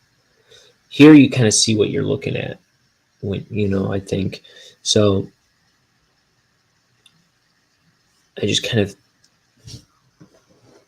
went in thinking it's going to be like a red clunker of a spaceship used by two just out of college scientists for this this harebrained project that they're working on. It was kind of, so I was like, so what is it going to look like? And I was like, how about it looks kind of like a VW minibus, like one of those little buses from the 70s, those Volkswagen minibuses. And then I just put this I don't know, stuff in the middle, and then it's between its headlights and its grill or whatever this is, it kind of looks like a muzzle. It almost looks like a dog face or something. And then what else? Its wings are kind of like computer mouses almost. So I think simple identifiable shapes kind of helped me make it a little more of a successful design. And then Dizayat, I don't even know how to say your name. is here. Zeet. Unless I'm still saying that wrong. Where the hell? So much conversation all of a sudden. Oh. There he is. And then Crimson says, "Hey, Zeet. Zayat? Zeet? Zeet? Oops, caps. Ryan, this is the fellow with the crash tat. Yeah, I remember that. Is that actually yours? That's pretty cool. I think that's what it was. Was everyone was showing off their tattoos at the time, like shite. So Zeit. Okay.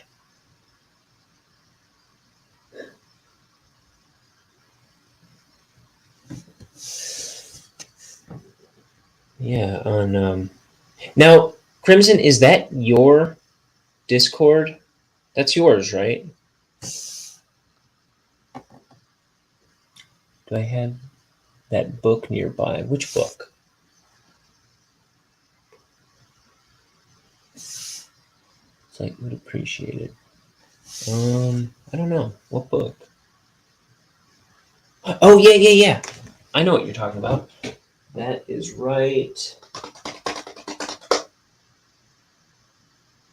Where are you? I didn't know this was a thing until I got it for my birthday this past year.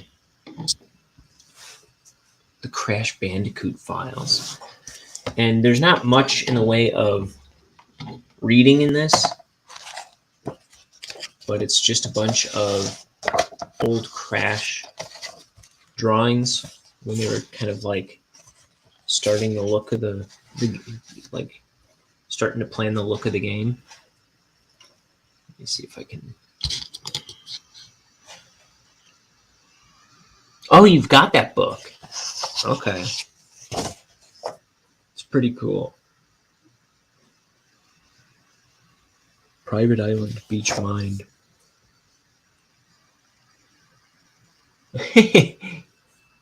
Crimson says, I knew he'd appreciate it. He owns it.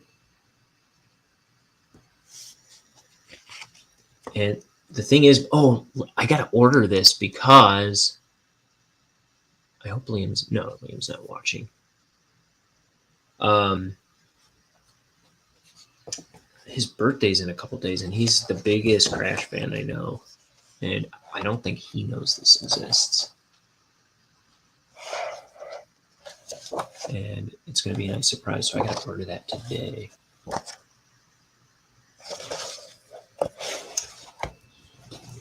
Whew.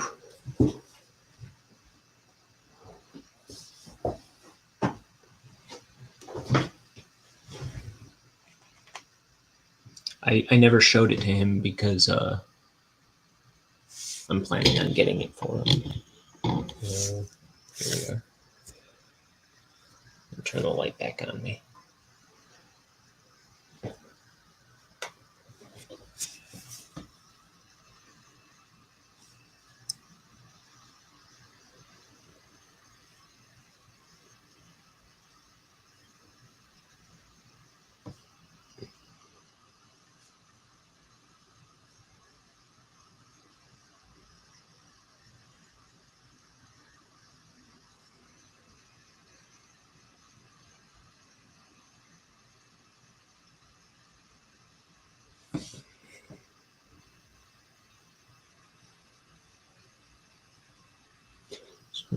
So these are like headlights.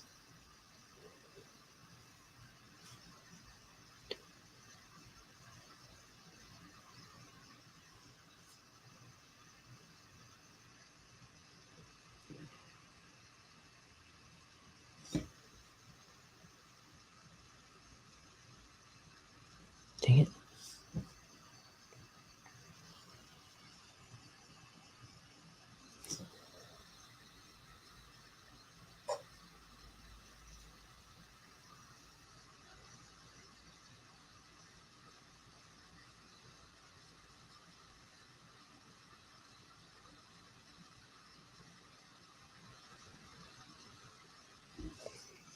There's that.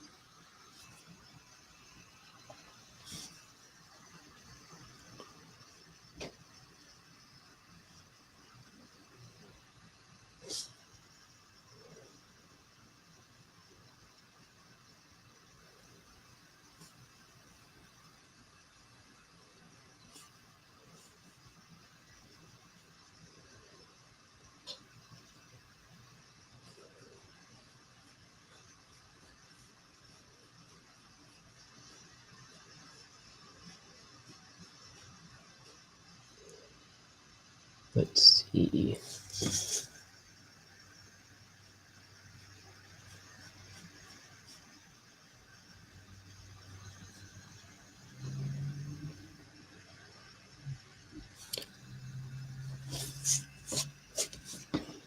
I gotta get Liam on here. We gotta talk about. That would be cool to do some kind of crash stream someday with Liam.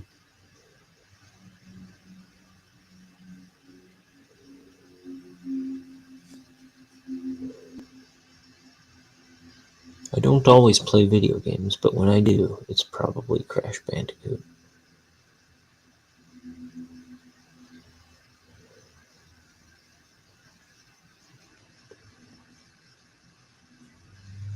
You can just watch me die over and over on Crash Bandicoot. Doesn't that sound fun?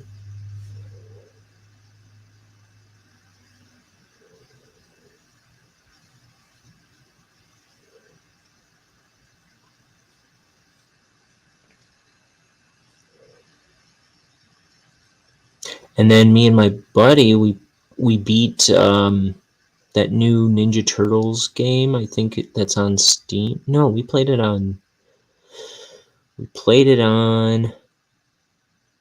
the Switch.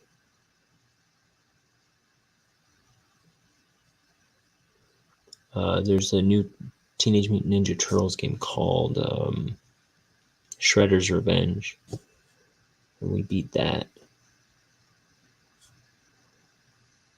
We unlocked a new character upon beating it, so I'm wondering if there's more to the game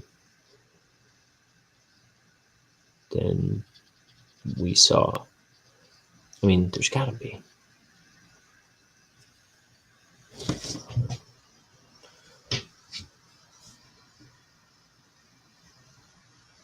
Crimson says yes. I remember sitting in front of Mom's PlayStation, wide-eyed in wonder, and the opening xylophone notes and blue anti-piracy note is burnt into my mind. Yeah, I think we got the first one and immediately thought it was cool. And then now, like, I think the first one just looks so terribly bad compared to the second one. Once we got the second one, I was like sold for life on Crash Bandicoot, though. I remember my best friend at the time's dad bought me the third one. He let me and my brother both pick out a game one time when we were hanging out. And I picked Crash Bandicoot 3 Warped, which I didn't even know was a game at the time. I just happened to see a new Crash game. And we got that, and yeah, 2 and 3, just that's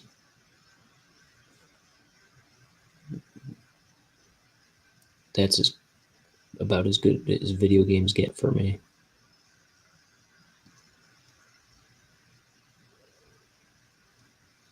The new one was pretty cool, but I didn't get too far in it. And I haven't picked it up in a while. Mostly because I'm always here doing this. But me and my roommate were playing that one. What do you call it? It's About Time.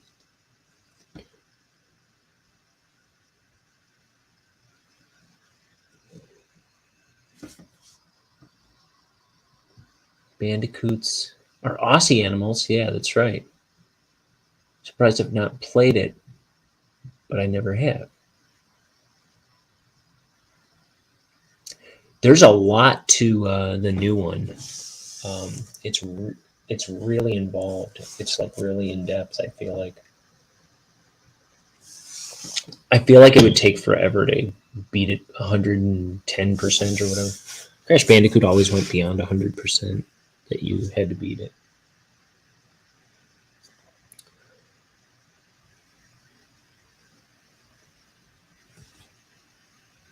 But yeah, it's like all the animals. Well, all the most of the animals in it are Australian animals. Like Koala Kong Ripperoo is a kangaroo, which I didn't realize at first. I thought he was a dog, but he bounces around. His name is Ripperoo. Took me a minute to realize that he wasn't a dog.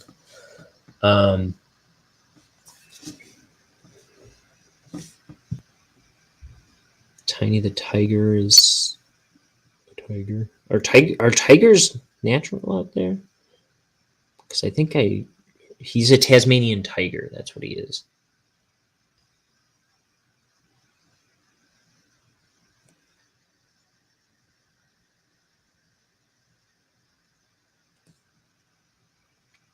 There's pinstripe potteroo. Are Komodo dragons native to Australia?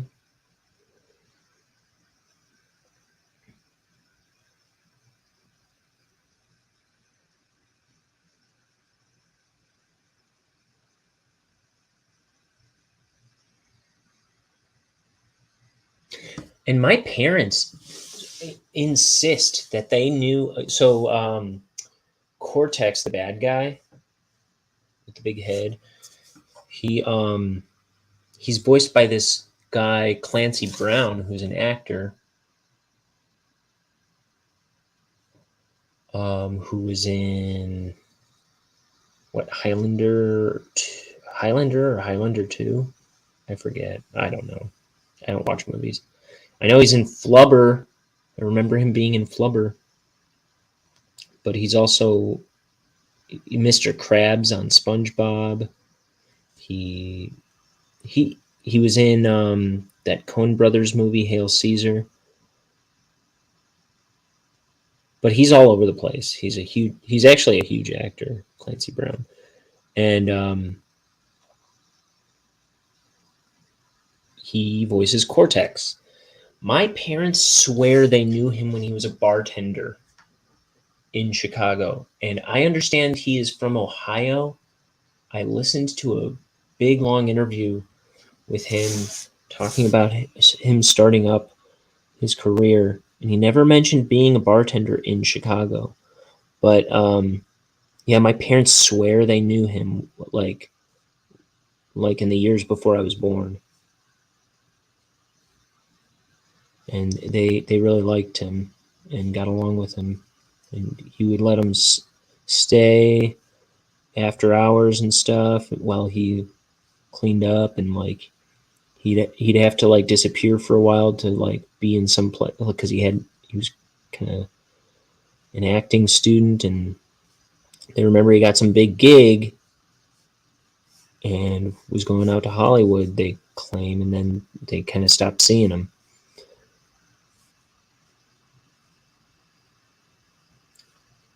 But then, like, when I heard that interview where he doesn't mention anything about Chicago, I was just like, I don't know. Are my parents crazy? But it sounds like they like would see him all the time. They're like, oh yeah, Clancy, and they've been telling me since long before I cared about who Clancy Brown was.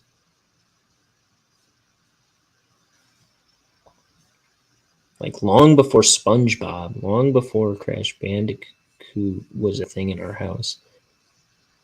They were going like, look, there's Clancy. So maybe my parents knew him.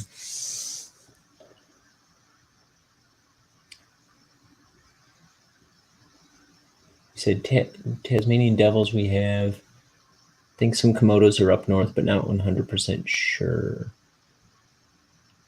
Don't know jack about my own country.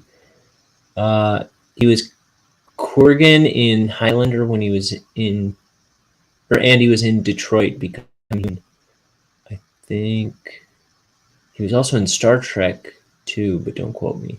He might have been at some point. I think that sounds right.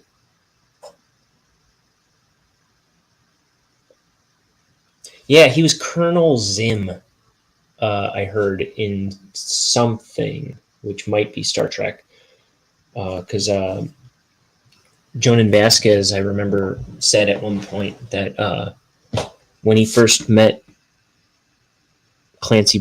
saw Clancy Brown passing in the hallways when Jonan Vasquez was doing Invader Zim at Nickelodeon, he went up to, or he at least wanted to go up to Clancy Brown, who was there recording for Mr. Krabs on SpongeBob.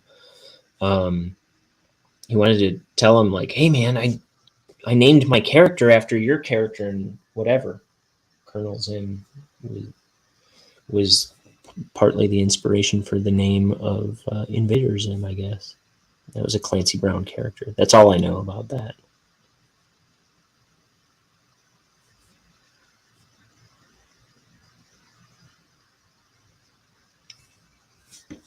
I think that might be Star Trek. Time's at 2 o'clock. I got another hour to finish this page. Why am I jumping ahead to this panel, which is, first of all, off screen? Second of all, I didn't finish this panel and I haven't done this panel.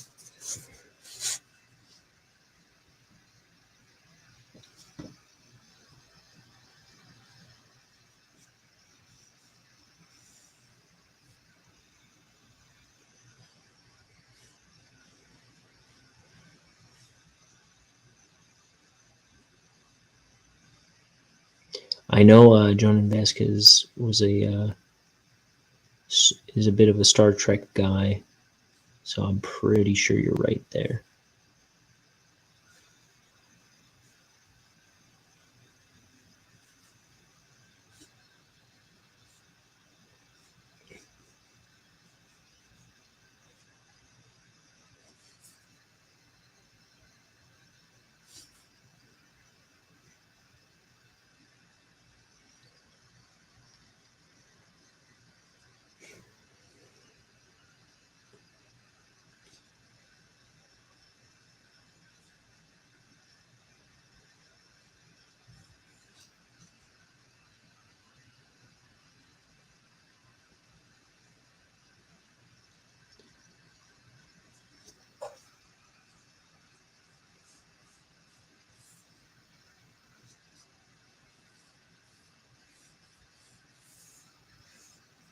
Okay.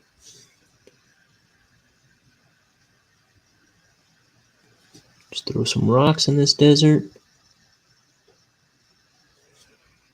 This planet's all dried up. That's kind of its deal.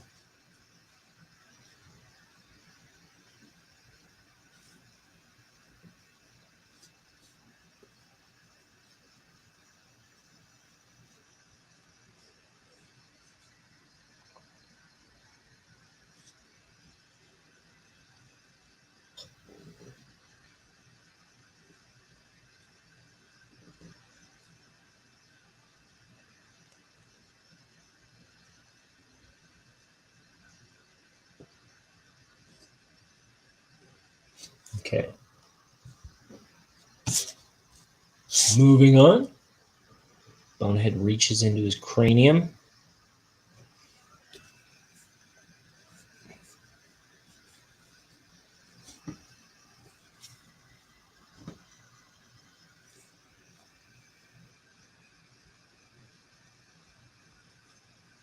I don't know why he's holding her shoulder here.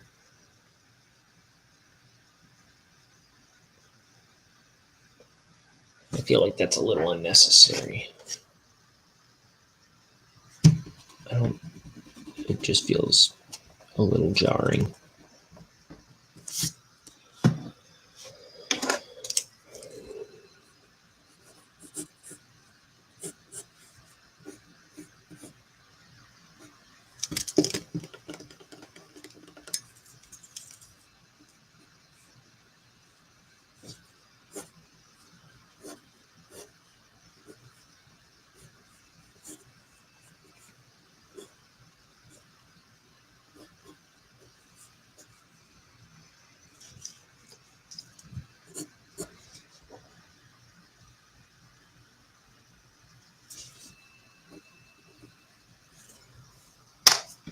Okay.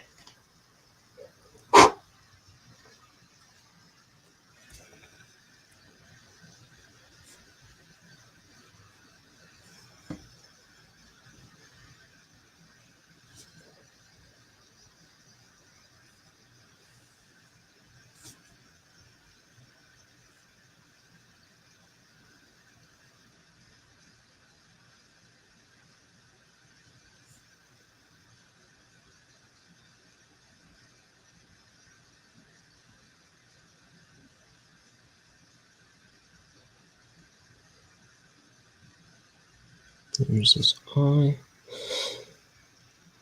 Bonehead uses his cranium like pockets, so he just keeps whatever he needs inside his head.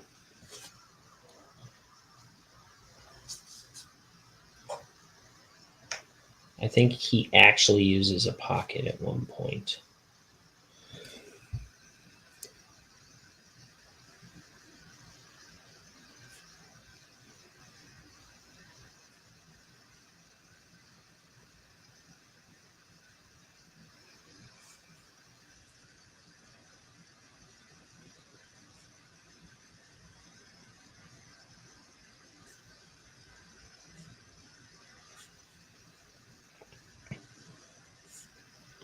We see inside his head on one page, and he's just got a bunch of stuff just sitting around in his head.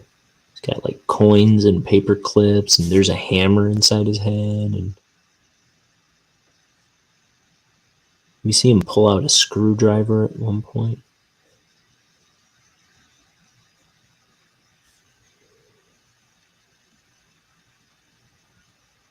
There's a post-it note with a reminder that he's supposed to go on a date with Petunia. It's like, Lorenzo's at 8, it says. Which is where he ends up kind of standing her up.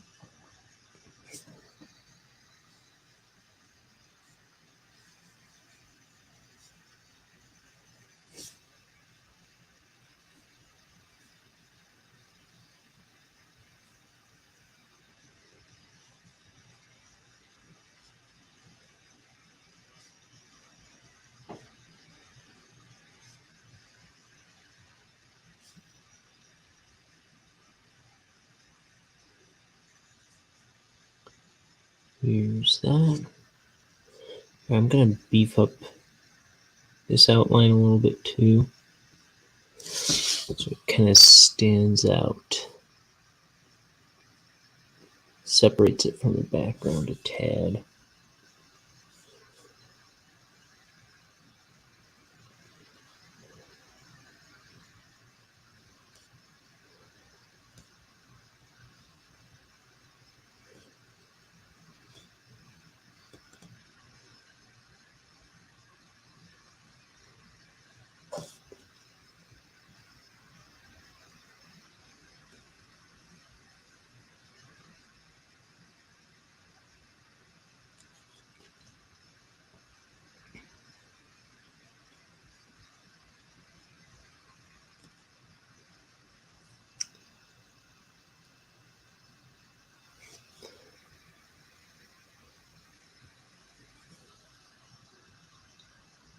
Here we are.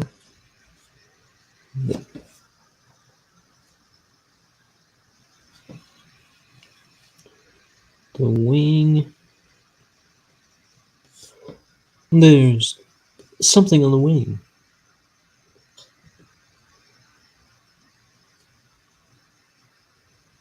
Oh, eyelash. Just kidding. That's all that was on the wing. It was an eyelash. I thought it was a ghoul.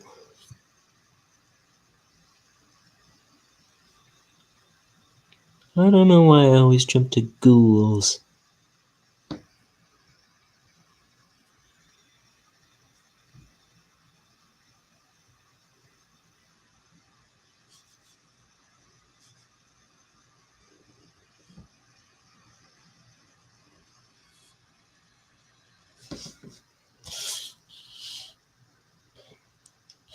Okay, that's a bit better. And I'm gonna clean up this tie because I just made that a little skankier.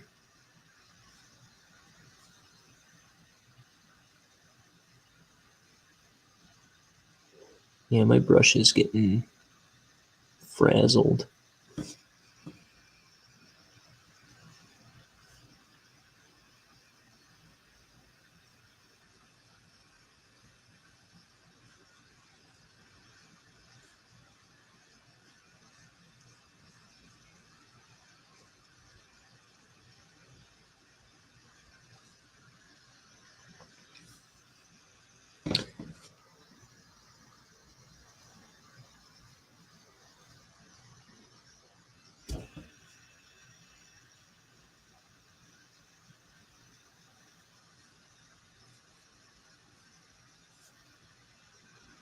Oops.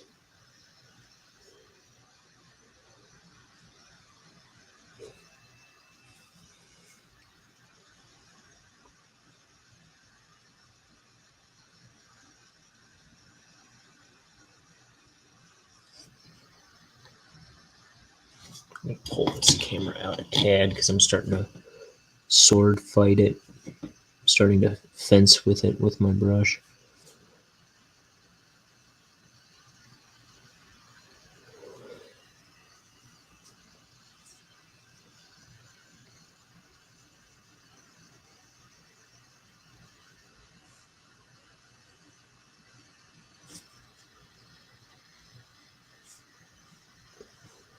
Whee!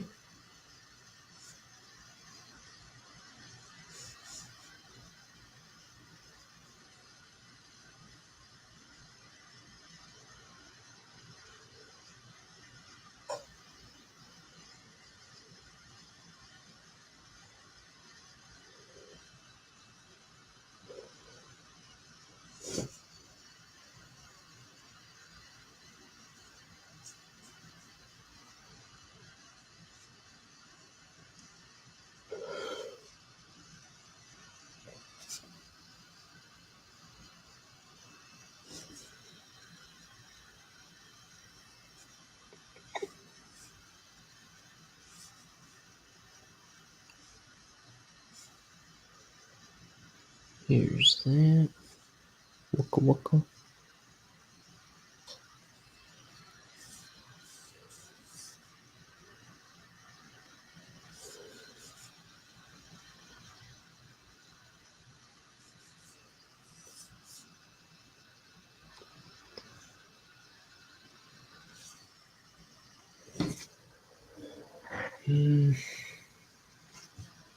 So here's my I finally cleaned out this little water bottle.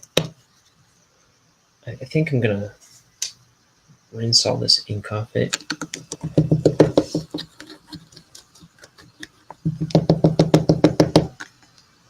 Try and start fresh.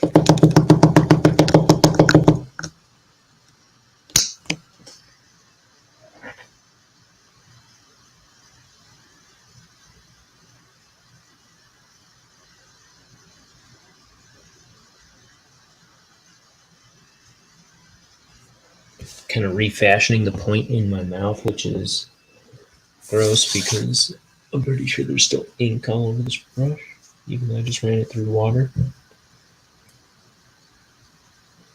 So I probably look like a goth teenager right now with black lips.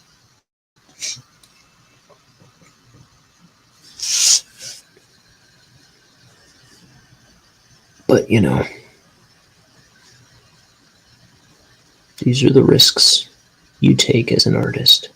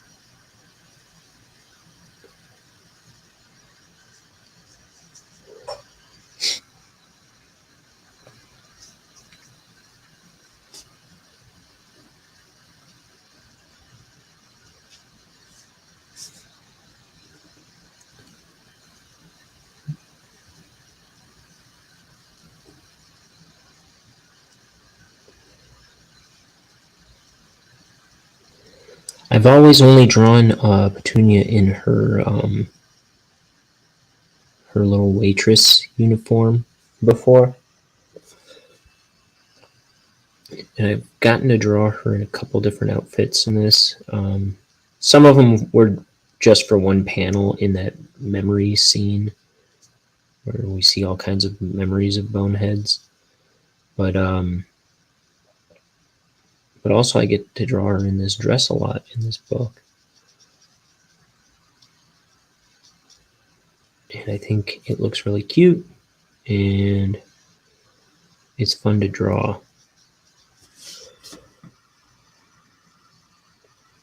It's kind of cool to get her into a different costume for this book.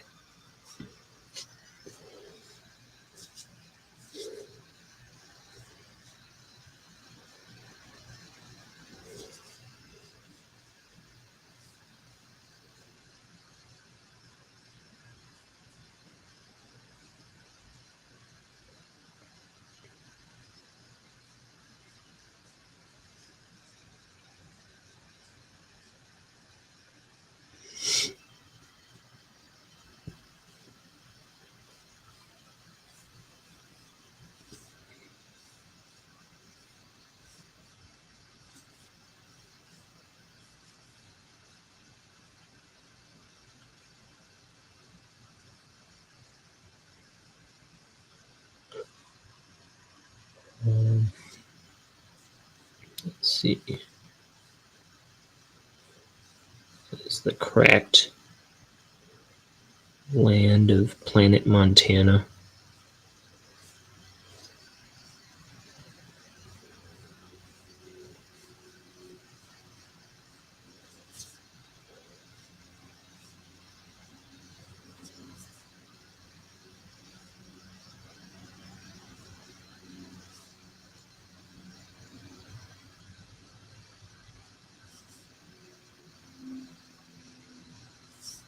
There we go.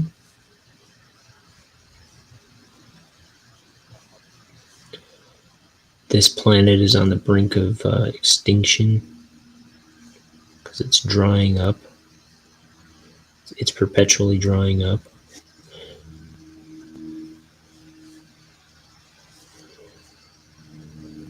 It's precariously close to its own sun, is the idea.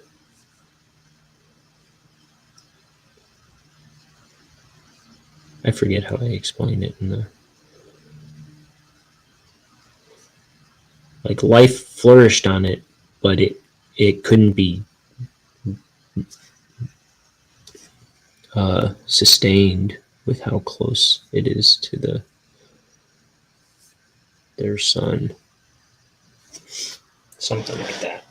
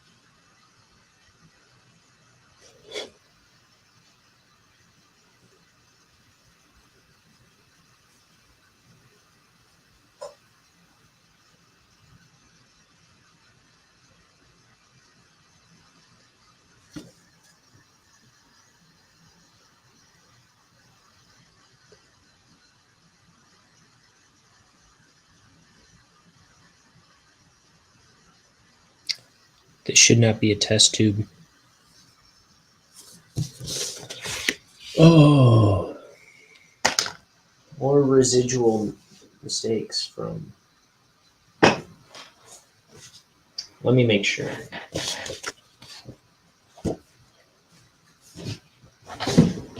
Let me see.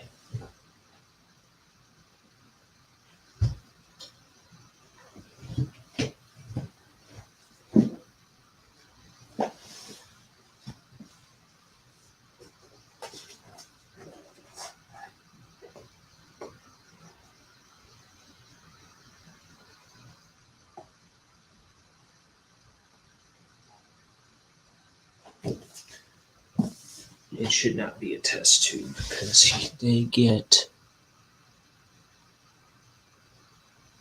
It should be a flask like it has been. See, there's this big mix-up that I have from. It's the reason I'm redoing the scene. There's like a switcheroo that gets pulled in the book. And I was like, make sure, when I was writing it, I was like, make sure you don't get yourself switcherooed. And I did anyway.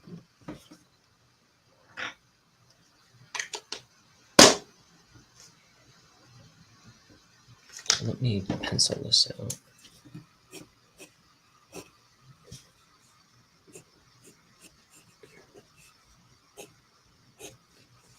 It's almost too long, but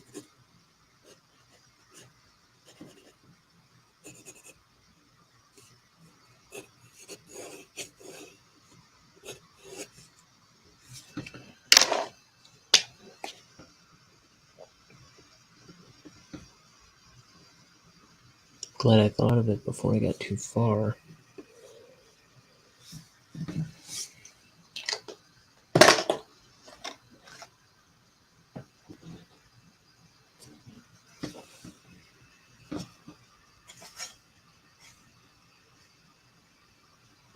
So I think these are the last two panels with this.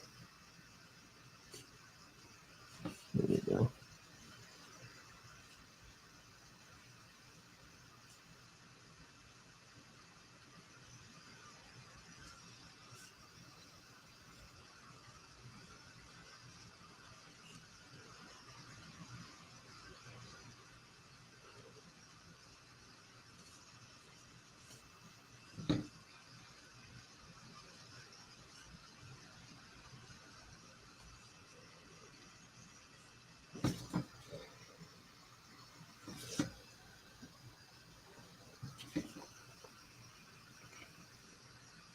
Oops.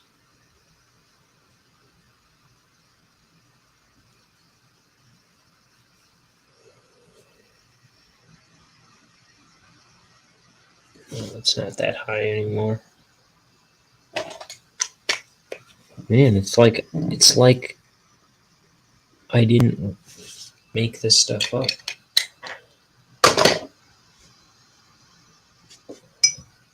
Oh, I forgot I boiled another cup of tea. I'm gonna go grab that real quick. It should take 2 seconds. 1 Mississippi. 2 Mississippi.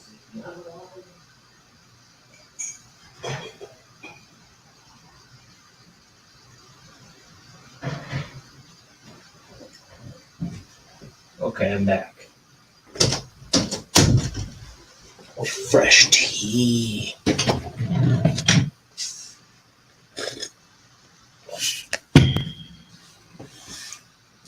Okay.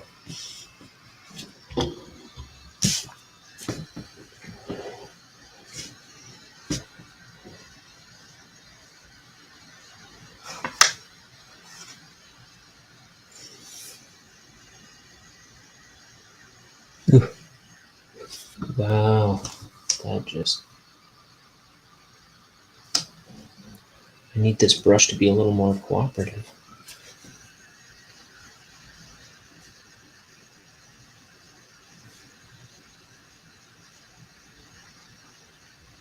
It's probably that low. It's the liquid in this.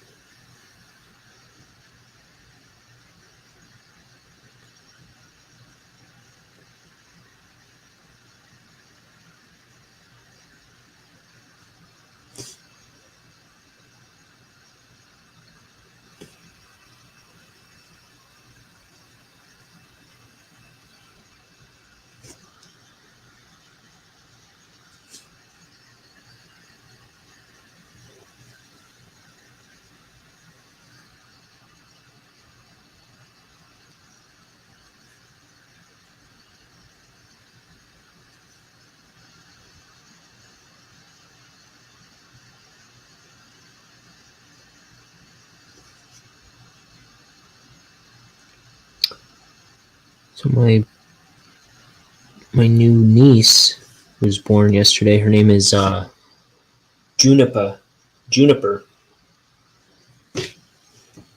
which is a beautiful name.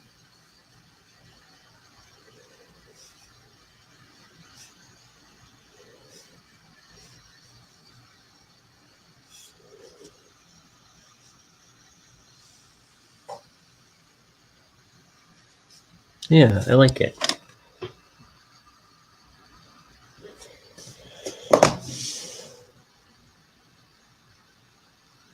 I guess last I heard, she's only opened her eyes for my brother once and nobody else.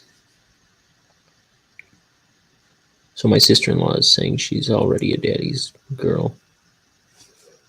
It's their first daughter. They have 3 boys, all under 5. Or, well, all under 6, I should say.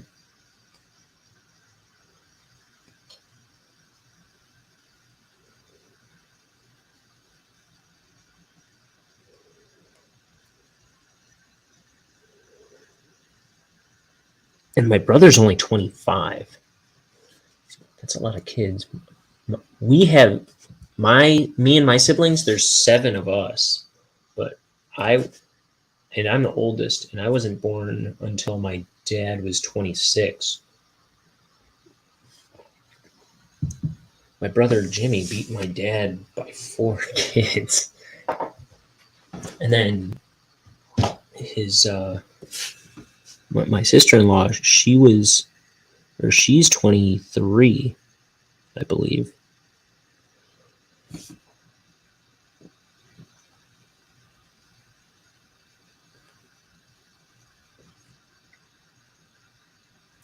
Your mom's one of 11? Holy crap. 'Cause my mom is one of 7. My dad is one of 6, and then his dad died, and his mom remarried someone who had 7. So there were 13 kids living in his house at one point, which sounds like a nightmare. Especially back in like the 70s. I can't imagine.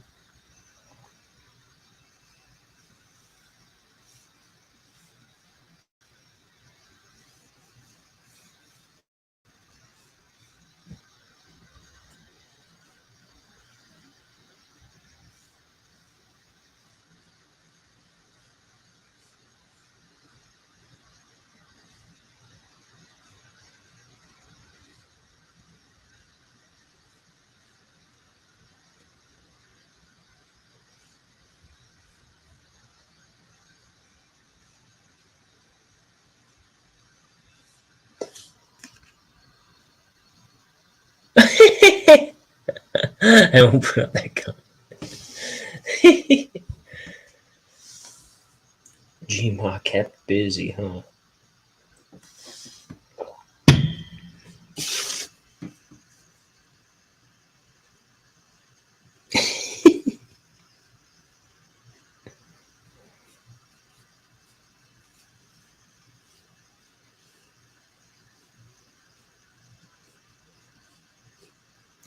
I think you've said in the past you're not very fond of her, maybe? I might be misremembering. You might not have said anything about her. I might be thinking of somebody else entirely anyway.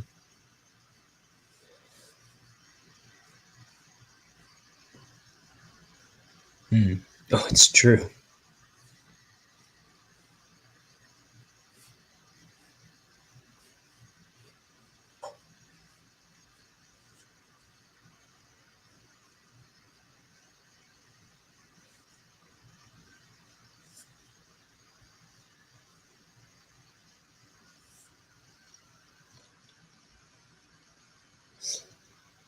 That's the insurance man sleeping on the couch or the mailman. I hate her with the fury of the sun.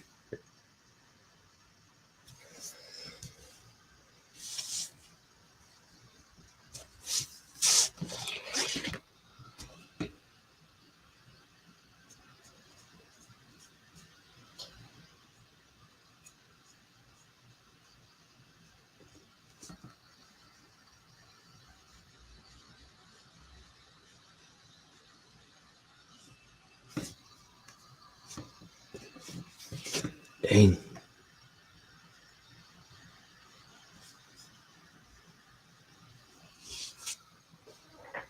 So I take it those 11 kids are from different relationships.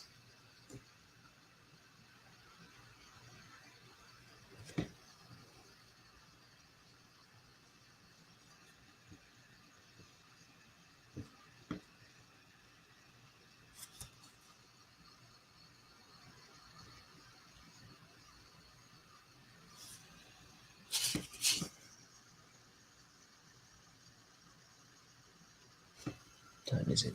2:30. Can I finish this in half an hour? I don't think so, but I'll get maybe a little farther along than I did yesterday.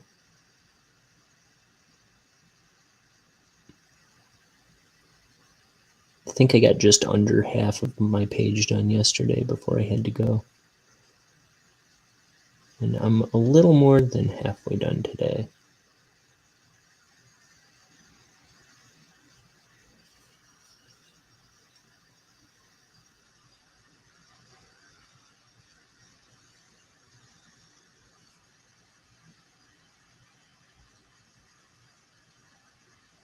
Oh, wow.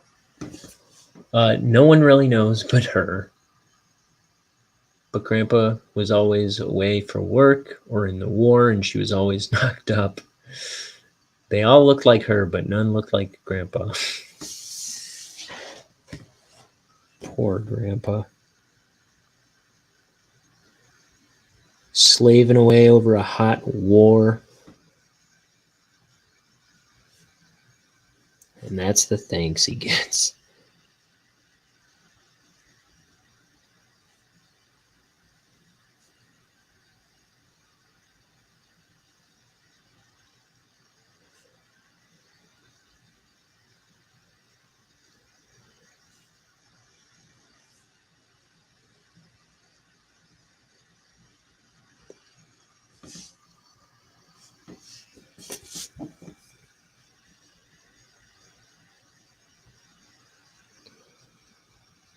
Here's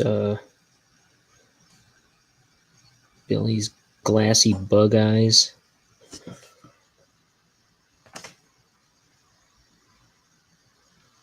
Which are I kind of took a page out of the. I'll grab one real quick.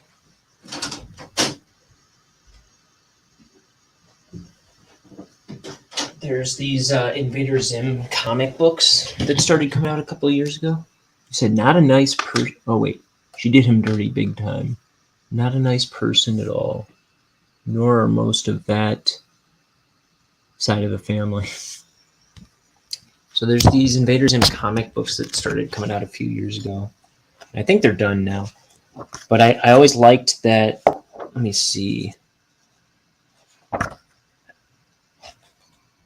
I think it's especially early on. Let me grab the first one. Might be a better example. Or maybe I'm just crazy and thinking.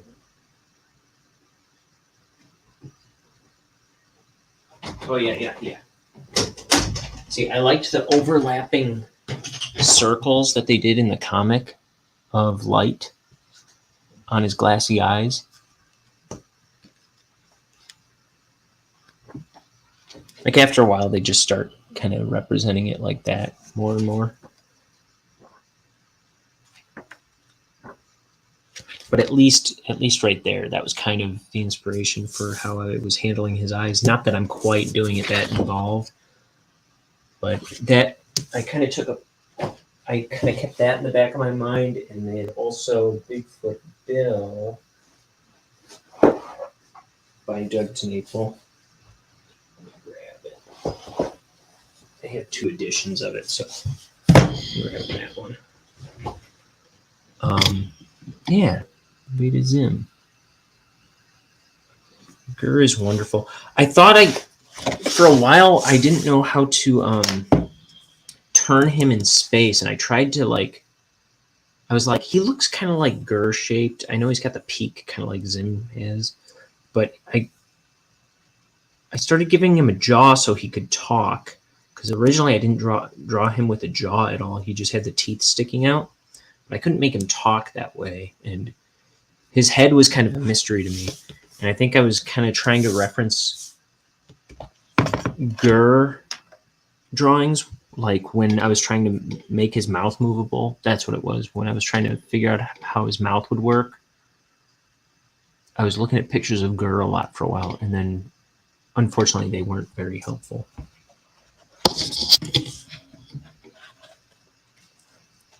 At least at the time, I couldn't make sense of them. Let me see. There's a character in Bigfoot Bill, though, too. He's a chupacabra. And he's got these kind of like glassy black eyes. I kind of thought about him a lot when I was... I don't know how much he's in this book. He's in the next one, actually, a little bit more. But... I don't know. So the overlapping circles is kind of what I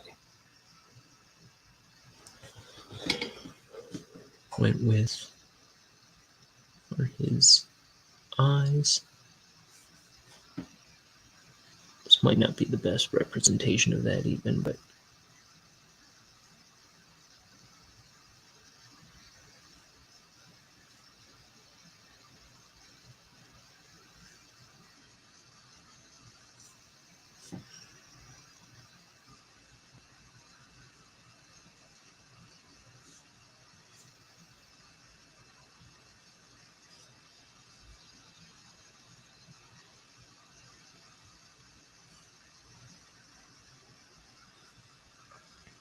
oops, way out here still.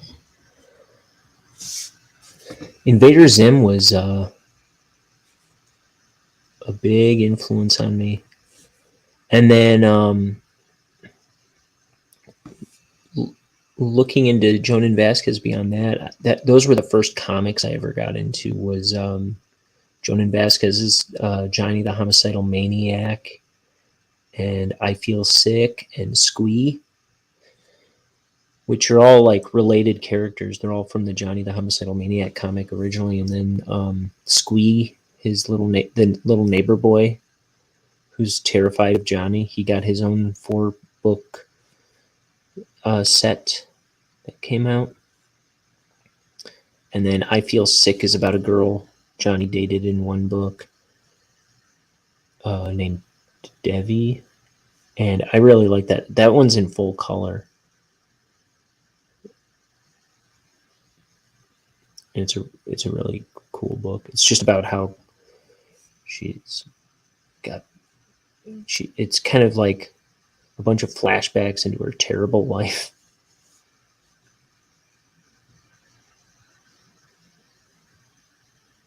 And meanwhile, this demon that kind of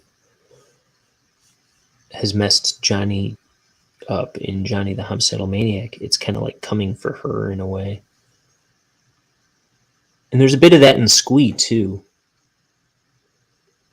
It's like these demons just kind of prey on these people,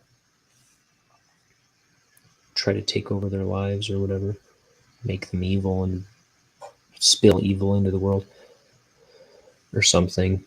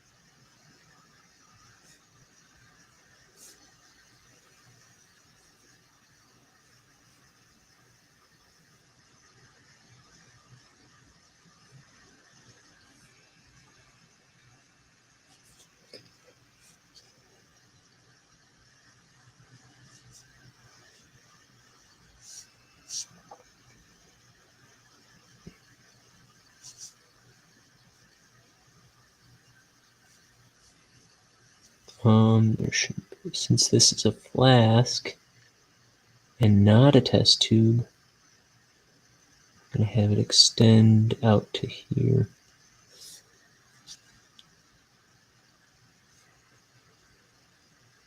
Can't go beyond here. Well, let me think. I'm just going to have it be in his hand, I think.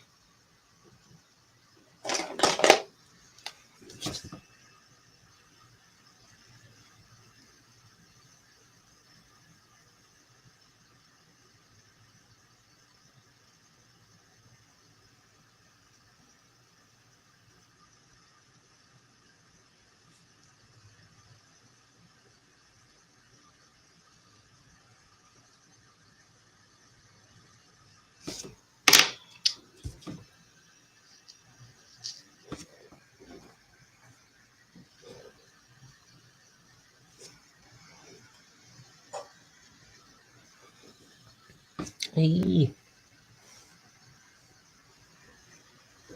So in about 15 minutes, I'm going to wrap up the stream. And I'll finish this page off tomorrow before I start the next page. And tomorrow I'll be coming on in the evening.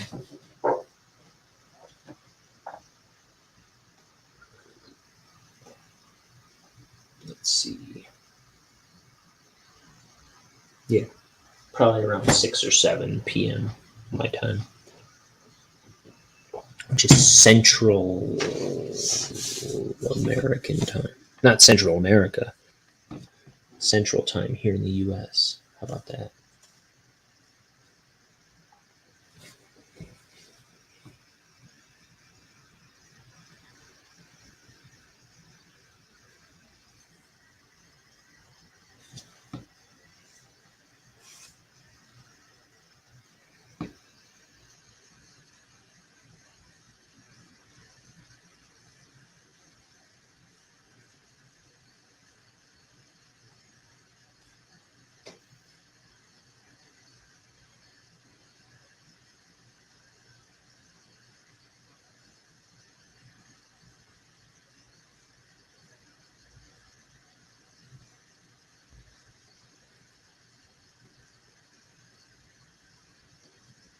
Also, that was what I was going to say.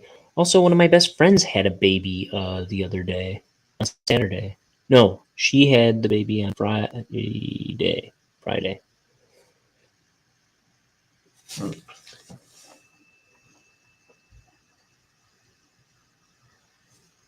She had a little boy named Milo. That's what I was trying to think of before.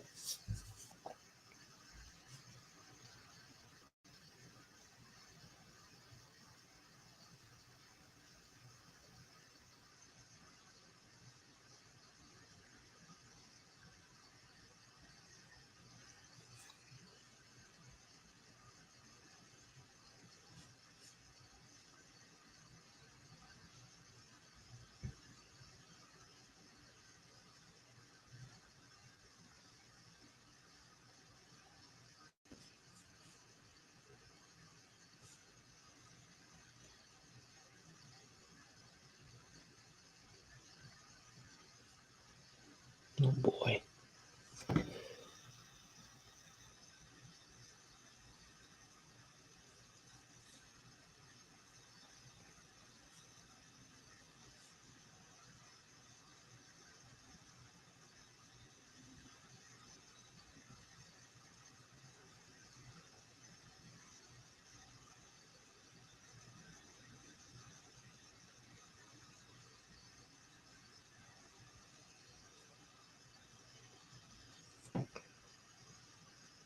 Bloop, bloop, bloop.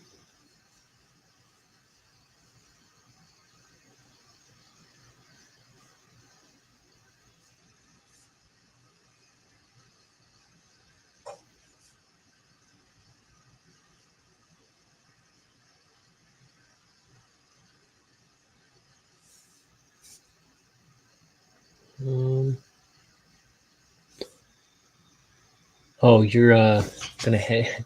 It's 4 a.m. and you're starting to yawn, so Crimson's gonna head to bed. Okay. Yeah, I'm gonna be getting out of here soon anyhow. And after 2 nights of no sleep, now I can't sleep. Go figure. But it was good to see you again. Likewise. Don't forget to update that Discord link. Yeah, that's right. Let me write that down. Thank you for that. Thanks again. Okay. Oh yeah, I always forget the clock on my computer ahead in front of me. It's not exactly the right time. It's actually a little bit later.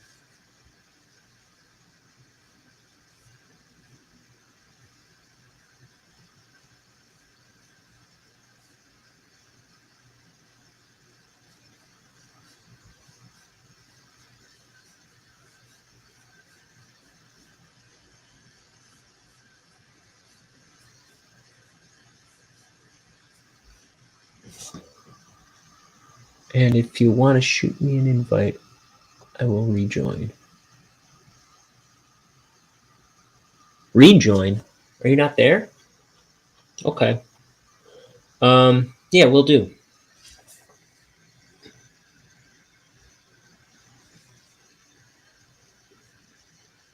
Oh, I guess that's what you're talking. I don't know.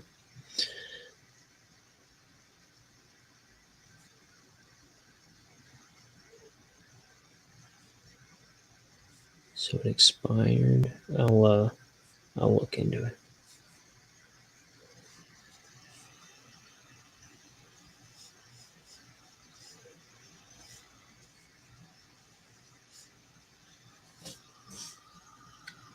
Oh, you did a. So you left all Discords, okay. Went into hiding. Wasn't planning on returning at the time. When I need to work on me, I need to be completely alone. Gotcha. But yeah, take care. I'll see you around. Get some rest. Good to see you again. Uh-oh. There we go.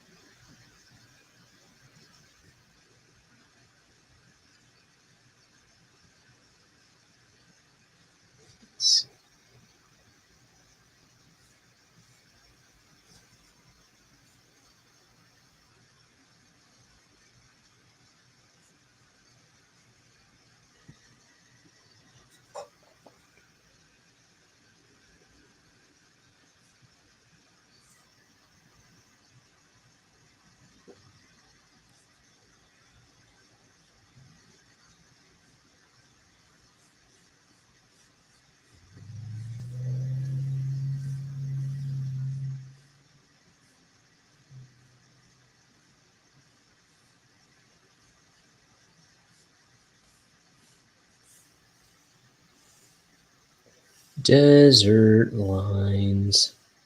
I think I'm drawing desert lines. Whatever that means. This has been an improvised song by Ryan. Thank you.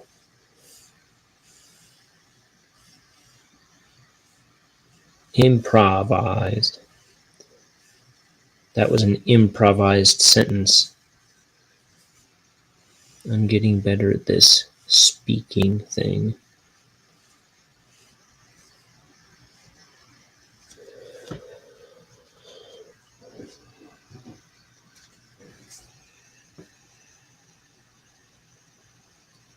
My whole life is improvised. You'd think I'd be a little bit better at it by now.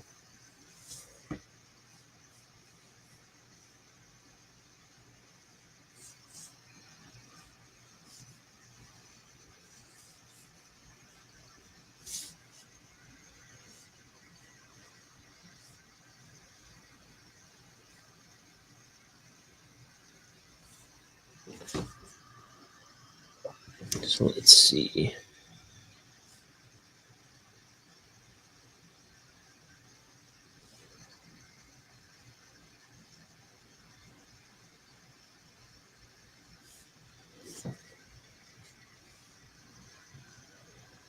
Bloop, bloop, bloop.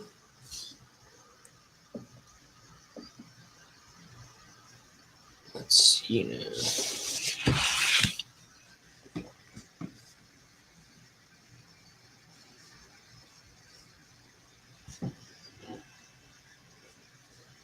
Make this real thick and violent.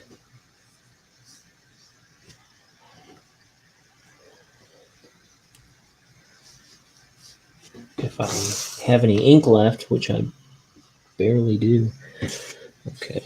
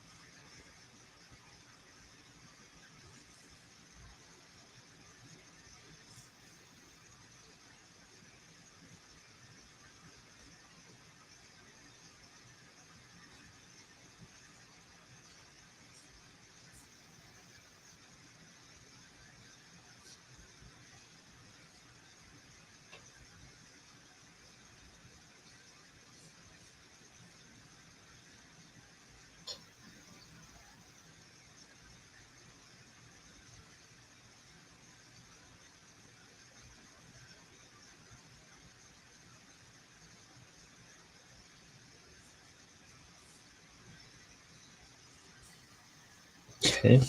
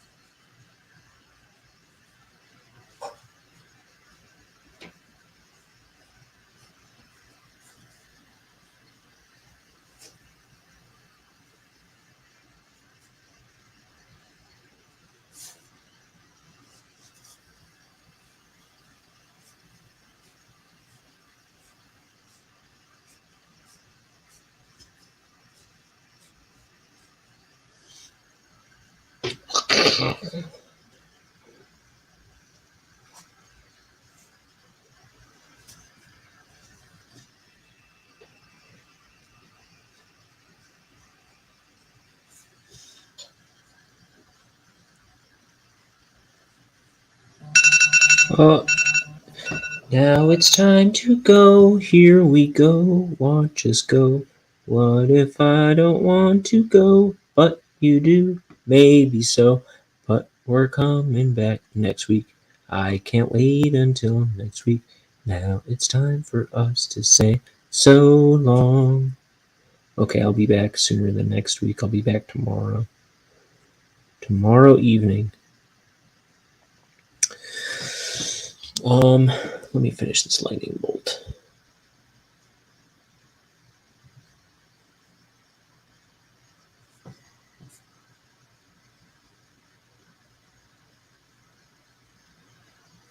Here we go. Okay.